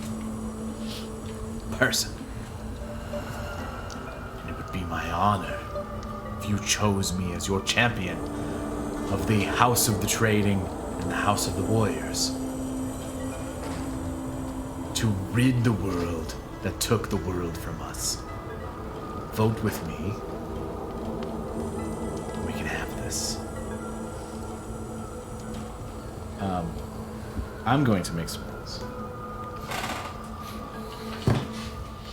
And this is Iron Balls trying to convince Lewis and Soren to join with him. And he has advantage on these rolls. I do have... No, I don't have Sage. All right, so he's going to have a +5 to these rolls. He has advantage, so he has to get the DC for convincing them is 18, which is hard, but we'll see what happens. So for Lewis, 10 + 5, 15. Not fails, good but enough. this is advantage, so this is his second roll. 16. So Lewis says, Yeah, I get what you're saying, but it doesn't really line my pocketbooks to get revenge. So, I'm sorry, but the House of Trading will not side with Iron Balls in this particular instance. Of course, if anything is neutral, we'll just still keep importing all the best everything in Windfall. There's no harm, no foul, as we say. But, we'll still side with neutrality, so you have no fear of retribution, even if Forsaken House splits. Soren. 21. 18 still. Soren's like, I personally witnessed the Burning Hand's devastation on my village. Though no one was killed, all of the culture that we held dear was lost to this terrible person. It do me great honor to witness even his demise. He thought he was doing us some sort of service by telling us to evacuate before burning everything we owned. But he had no idea how important everything we owned was. So yes, you will have the support of the warriors. Valgon's over here just like in his own head going, "The fuck did you do, dude?" Just like standing there, it's like. So yeah, at some point you're gonna have to fight Iron Balls. So moving on. I ask Iron Balls one last question. Sure. Right. Appreciate it greatly, right? One last question for you, right? Have you ever heard of a man named Fooldu? Iron Balls is like, oh yes, the second person I would like to fight in a one-on-one duel, such as the Burning Hand. Literally, that's both of them. How do you know both of these people? Well, if I could, I don't necessarily want to kill them. I just know of them, right? I've just heard of them, right? Right. He starts to squint in your direction. Oh, said too much. Stop talking. How do you know so much about my business, and the business of my people, and who my enemies are? Your business? Listen, I'm a Europa in the Jupiter elite, and if you can't tell, I may or may not have served in a war or two, and found my own places in things, and so there's some people that I have business with, and this guy is a dude that I was hoping to talk to. So, do you know where he's at? And Fooldu. yeah, and maybe we could help each other out. I see. The Resting Spear has one base that I know of where Fooldu rotates around in preparation for his futile onslaught of the Dragon Queen in the Empire. Once this is over, I will be happy to point out the Resting Spear's base. Alright. And you can go find out where Fooldu is on your own. Why do you want to kill him anyways? He was singularly focused on war, not the people. He saw the villages as an obstruction to his infiltration of the Empire. Came in and took advantage of every resource we had. And we had to give it because we were part of the dynasty, but no other tribe of the dynasty would treat their villages like that. House Shiona was much more gracious when they came to town. Every house was much more gracious when they came to town, every tribe. But the Resting Spear was so vindictive and so hostile. Well, Even though he was at one point accepted by Daki, he was cast out. The entire Resting Spear was cast out. He is not dynasty. So he is an enemy of all those who worship Daki. yeah. Well, everything I've heard about him sounds like a piece of shit. So He is possibly the most hated man in the entire continent. all right. This is saying a lot because a lot of people hate the Burning Hand. But Fuldu just inches him out. Just here's Resting, Burning Hand, Fuldu, like pretty close. This is what I'm saying. All right. Well, So anyway, I got a bit of a question of curiosity for you because I personally haven't been able to be down there. I hear you have an interesting statue in the Forsaken District. yes, and we'll get to that. So I want to try to keep each one of these interviews pretty quantified because there's sorry, I feel like I 16. got too No, much you're good. time. There's 16 interviews that can happen, and but the thing is, like what you supplied did a whole shit ton of stuff. So now we're gonna go to you two with your And third. I'm gonna go above the table just to let you guys know because I'm taking math and notes. We've spent more money than we can possibly earn, so we're even if we do perfect because of your awesomeness, we can't even support all the armies just because it looks like we're getting them all. Just putting that out there. So we may need to have a bake sale. Okay. You can also try to convince some of the people's funding to try to supply more funding. Oh, I didn't think about that. I mean, Goldwyn might have some more gold if you. Goldwyn, yeah, but he's Get Blackbone. Goldwyn's gonna be the hardest sell, just to let you know. And this is gonna be the hardest one out of. But you have two left. You have you and one Katinka one. Yeah. And they're both funding babies. But you're doing Blackbone, right? I'm doing Blackbone, yeah. That might be big. key. He's key. Goldwyn is a long shot. All right. Not impossible. All right. So yeah, we want to approach Goldwyn, and I think he's probably in this area. Yep, he's right over here. So I guess I'll just pivot the table. You also just stole his entire mercenary. He doesn't know that just yet. By the way, you don't have any troops left, so I may be a little. Alone. Yeah. So. Well, no, I figure there's people here, right? Or is it just us? Goldwyn might be looking for new opportunities if he finds out that the one inn he had in Windfall just got pulled out from under him. So, Hello, Goldwyn. We have never had the direct opportunity, Yes, good to meet you. but I've heard so much about you. So many people have. I've been around the world a few times. You know. You're definitely a traveler, master of the Pinnacle District, and you've got your fingers Well, in I everything. wouldn't say master of the Pinnacle District, but they definitely have so much respect for me. If there was I would know as well. If there's a party to happen in the Pinnacle District, you have to be on the list. Oh, of course. I just don't usually make it up because I'm so busy. So Exactly, but it would be an offense if they didn't even invite you. So of course, yes. what you see is a sort of bald man with a goatee, green and gold dress, as you're talking to him. So, anyways, I know that you're a man of opportunity, and there's so much shifting that has just happened, and I, out of respect, wanted to come to you first so that you could be on the winning side. well, that sounds good. It seems that I have very recently been informed the Gold Warriors have new employ, and I have been outbid on their Yes, by me, price. Oh well. and that's why I want to come to you. Well, that's very respectful of you. I appreciate Absolutely. it. But like I said, I would never want to be on your bad side, good sir. And I want to make sure that you are on the winning side, after all. Well, it doesn't seem like it makes much sense for me to increase my funding to win back the Gold Warriors because what's in it for me? The only point was to have some sort of say in everything that's going on up here. After all, the Empire is inevitable to take over Windfall, as you know.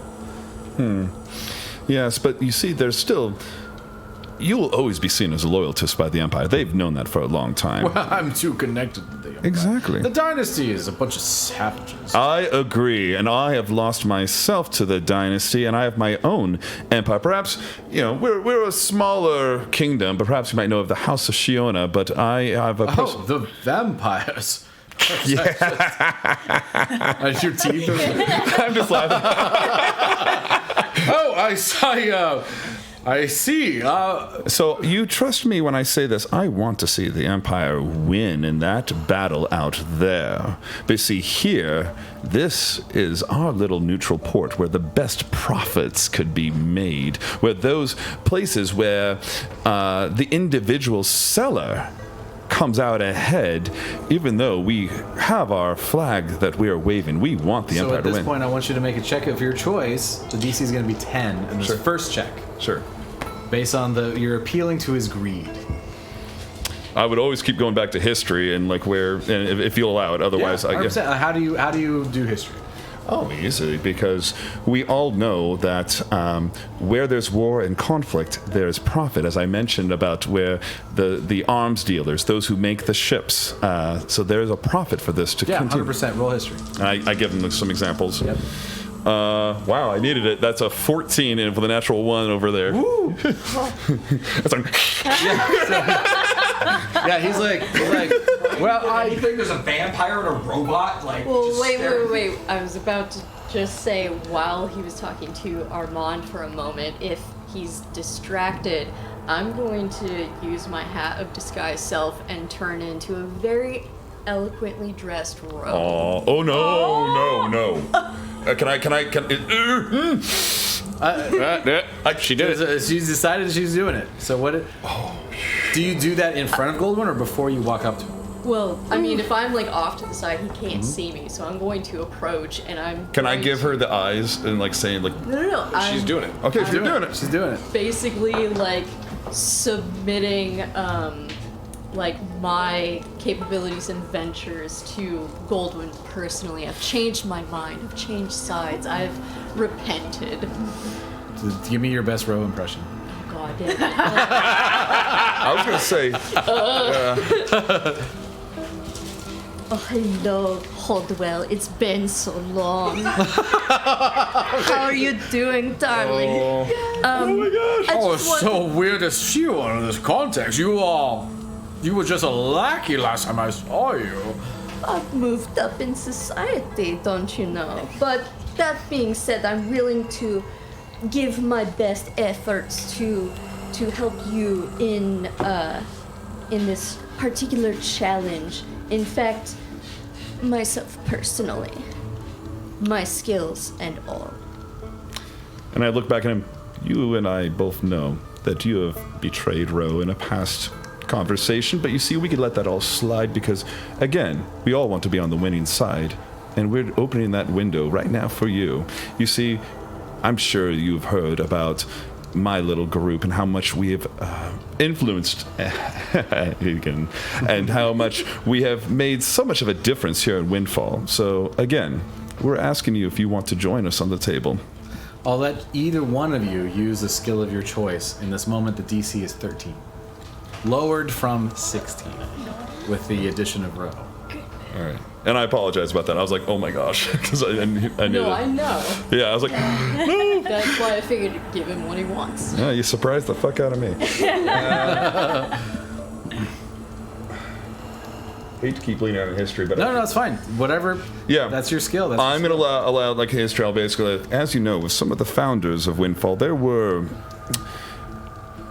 alliances changed several times, especially with the founders. There were definitely people that they even briefly had quarrels with, but they unified at the last minute. And that's what we're seeing right here, is that Melanthor's forces are going to be beating down the walls. And that's why we acquired the Golden Warriors, why we've acquired every capable soldier here. You see, we're not really doing this to try to conquer the Windfall as it is to protect it so that it can stand strong and that the deals can continue. Do we have an understanding? I use that as a history lesson. Amazing. Roll your with advantage. Ooh, 1927. Yeah. So Goldwyn's like,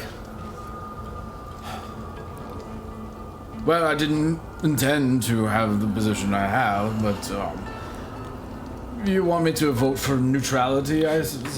Neutrality in Venwick, yes. Well, if it means I get to hold on to what I have and not risk losing it, I guess that does make sense. I do intend to leave in the morning before things get any more violent.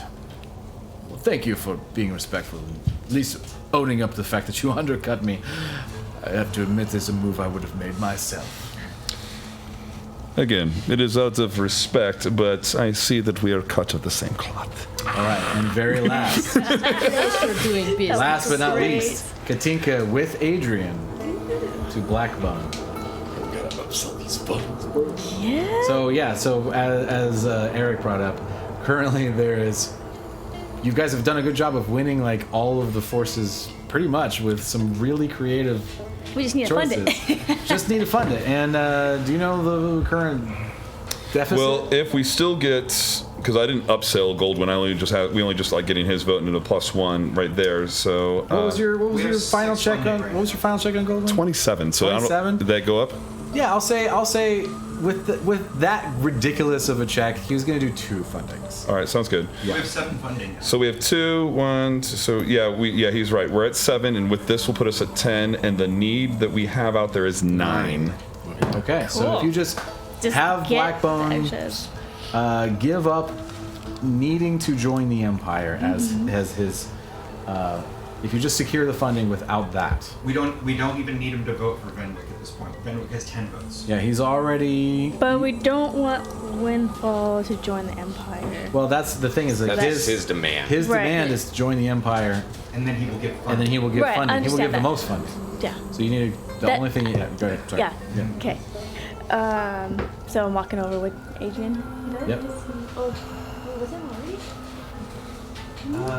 That's you and Adrian there. Also, Amy, if you watch this later, I'm sorry. No. This is fucking awesome. I think she's gonna appreciate that as fuck. I think that was almost better than my row. So you got.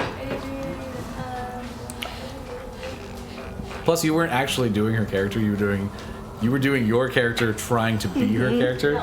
It's amazing. Even better. So good. Who's next I to love it. Blackbone? It is Prushard, which we spoke to earlier.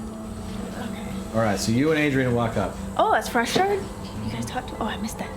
Adrian's like, "Ah, hello, Blackblonde. It's so good to see you. Maybe you have met my counterpart, Katinka." And Blackblonde greets you. Yes, yeah, hello. Hello again. Thank you for saving my daughter. Obviously, this is a different situation, different context, but basically because of all that, I am offering a small portion of my fundage to, protect the city, and obviously my interests as well, and, my life. Small compensation, as it were. Like your family. It's Yeah. no big deal. I'm a fan of my family.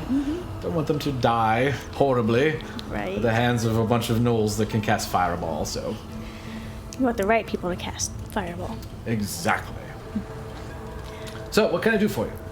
Well, speaking of family and making sure we have the right people with the right power, we're wondering if we can persuade you to keep everything neutral. Oh, you not join the Empire, but the Empire is so profitable. They have all of the best resources. I feel like Windfall would benefit exponentially across the board if we joined the Empire. And that's why my position is so particular. What if the Jupiter elite could have the correct people under power with those resources? You would. Say Venwick. I see. So we would try to leverage what Windfall already has to self-sustain those things. It's an interesting prospect. I'll listen to what you have to say. So at this point, he is listening to you based on what you had. I should say he will listen to you if you make a persuasion check. DC is 10, very low. Okay. This is mostly just to keep his attention Okay. and open his mind to new possibilities. With advantage because of Adrian. Okay, so that was the 18. That's 12. So it's the 18 plus 8. So 20. Jesus. Yeah, so he's like, all right, you have my attention. What would you have me do for this council you've all proposed? So reiterate like what you're trying to. What we're doing, yeah. And then if you have anything to add that's like more pertinent, Yeah. and more specific, God, that's whatever so you've good. got. I say, well, I look at this as family and keeping things as a community. So we keep things neutral. We have the right people involved to protect our people, like your daughter and the person over there. Darren. Froshard. Uh-huh. We all have the best resources together. We don't need the Empire to be the main source of it. So, See. So Windfall independence could mean more direct control over our own resources. Interesting. exactly. One more persuasion check. The DC now is 18. Because he doesn't want to give up his connections. What You have people? advantage because of Adrian. Okay. That's better. Is persuasion? 13 plus 8. It's 21. 21. So he's like, very well. As long as things pretty much stay the same, I guess I'm okay. Is my funding adequate for what it is you need to accomplish?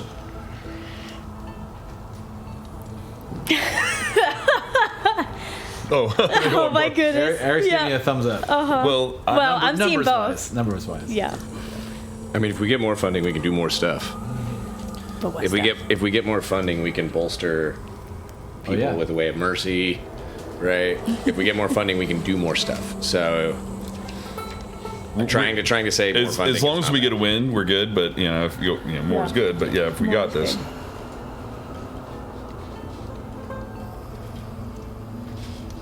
He's basically saying like, how much is going to be what you need? Yeah. And to that, like, to bolster the troops with a bunch of, like, an army of clerics would be one extra funding. Okay. Is there any, if everyone's keeping track I'm of keeping track. other things that would be that we need? beneficial? I think that might be the only one that's on the table that's needed. Besides I don't know about the dynasty stuff. Lewis is not going to. Lewis is the only one that we're not getting. It looks Yeah, like. there's 3 funding there.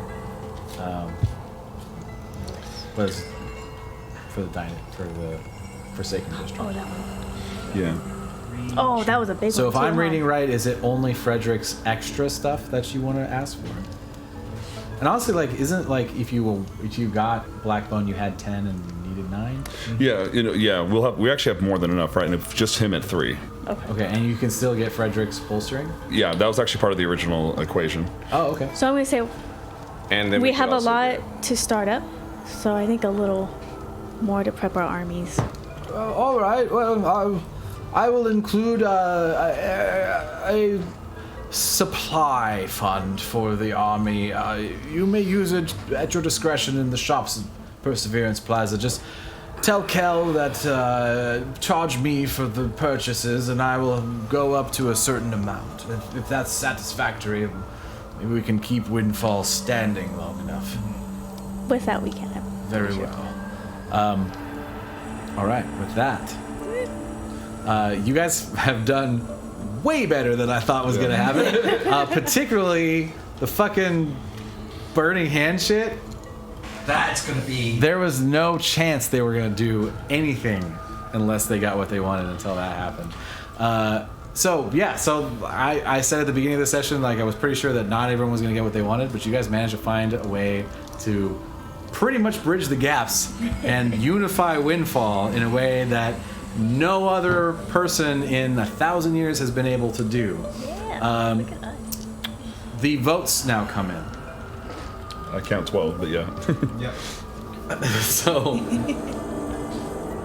everyone, gets called to their votes, and one by one they vote for Windfall to remain neutral and not apply themselves or try to ally themselves with either the dynasty or the empire, which seems to be in the best interest of most people involved. Even though the Forsaken District reluctantly voted, they still voted for neutrality, understanding what they got promised and the justice and revenge that they may seek in lieu of that vote. The continuation of status quo is more appealing than trying to leverage anything and get nothing out of the deal. So they vote for neutrality.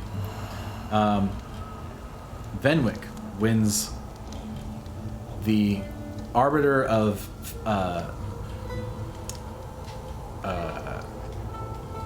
forces. Military. The military Arbiter of Forces. arbiter of I like forces that. title. I'm gonna write that down.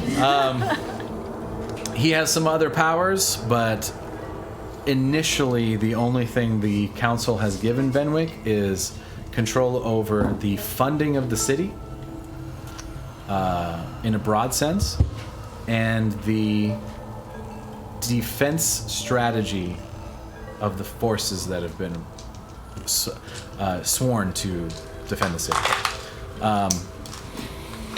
A few other things that Venwick will oversee are humanitarian oriented. Things that everyone pretty much agreed that whoever the leader was would help sort of facilitate those things. But besides that, Venwick is in charge of a few things. The council still has votes on other major things, but the immediate concern is let's just not die from Melanthor invading. So no one's really concerned about those things at the exact moment. Bronze Tree is going to get its own port with the promise of supplying a dragon heart stone. For study, though, right? For study, and it's never without us there. All right. Duke is going to fight Iron Balls At some point. at some point. At some point. It's going to be really interesting Assuming when he it. survives Melanthor. Yeah, assuming I don't die. Venwick has given over land to Kel to develop a shopping center in Felwind. Oh, did we get his vote? I had a question mark on that. Okay. Okay. Yeah, Ooh. Kel voted for Venwick. That's 14 then. Yeah. Hell yeah. There's only 2 people who didn't. We schmoozed, guys. We schmoozed. We schmoozed and we schmoozed You hard. also managed to get the largest force and a elite strike force from the Forsaken District. However, Lewis will not leverage his connections to get everyone the latest, greatest armor. But I mean, like, it's kind of the only thing you missed out on. Got the money for it. Yeah, overall. You also have an extra thing that wasn't even on the list of who was it? Iron Balls. No, not Iron Balls. Harold Blackbone basically said, you guys can purchase things from the shops on his card. You got a black credit card at the shops. Yeah. Now, I will say, There are as a limited DM, editions. there is a limit to those things. I will supply you a list of the magic items that are available, so don't get too crazy if the things that you think you can just straight up buy from this for free. There will be some things that are available, and you will be able to. Oh, what the? Oh boy. Did it do that I think earlier? his speaker just blew out. It was not my speaker. Can you do something? What is going on?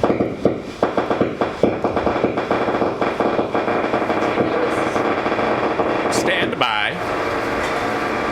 Technical difficulties.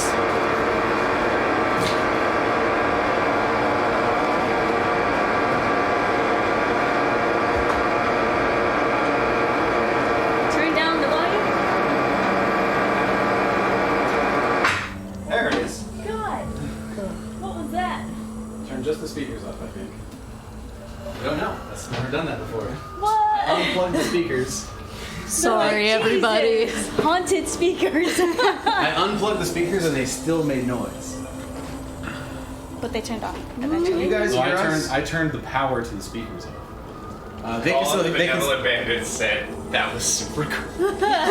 They can still hear us. I was like, a dragon was actually attacking. They Can we should still just be able to hear us because, like, I just turned off the speakers, not the Okay. not the soundboard. Just get shot. Yeah. It sounded like somebody shot a gun. I Yeah. haven't Very killed loud. my character yet. Have you? No, Amy. Oh my. That was That was distracting. scary. Yeah. I don't know. Creepy. I don't know why I did that. Is that what that pop was earlier today? Yeah. I don't know what it is. It was That very. speaker is toast. No, that's not. Oh. That's a static. Amy logged on. Amy, you need to watch the episode. You did have an appearance. Several ish. appearances. Rewind back like what? How many minutes? Yeah. Felt like Yeah. 20 minutes. Your reputation may have. So at the end of this, Can do Windfall. anything. I believe in her. Windfall remains neutral. It does not apply. Is not a part of the dynasty or the empire. Venwick takes the mantle, the arbiter of defense, and Arbiter of forces. Arbiter of forces, and the funding and such will be delved out. Drinks are then passed out, and then as you guys are toasting and congratulating Venwick, I squint. a circle appears in the middle of the room, and 6 individuals like, don't just stand there, do it now, and another one slams a bottle on the ground, and Amy, balls. Do I get an opportunity? What? nope. Oh. Oh my gosh. 6 individuals and a fucking crazy demon are like, Melithor sends his regards. And that's where we're going to end tonight. Oh my god. Wow. You missed the vote. Sorry, you're late. No, there doesn't get a vote anymore. You were invited to this party. What? Oh, hey, Duke. They're not facing us. No, they're not. And a bunch of heavy hitters. Demon's not And gonna last it's Lena past from the turn top row. Thank you all for joining us on this amazing, very complicated episode of. That was cool. It was That was really fun. fun to devise this whole thing. You did a That good was job fun. putting this together too. Thank you. That was fun. That was a lot Thank of you very fun. much. A lot of mathing I couldn't do. It was all right. Thank you guys for joining us on Above Table. We will see you next time, which might be I don't know, next week maybe. Next week. I'm gonna be if- gone. Well, if you're gone, but everyone else is here. then Yeah, we you might guys see- should definitely. we might Oh see- damn! I moved forever. I know you're Yeah, you guys should go. All right, but we love you. Bye. Oh, I need to push buttons. Now it gets awkward because I have to look at which buttons I have to push. Oh.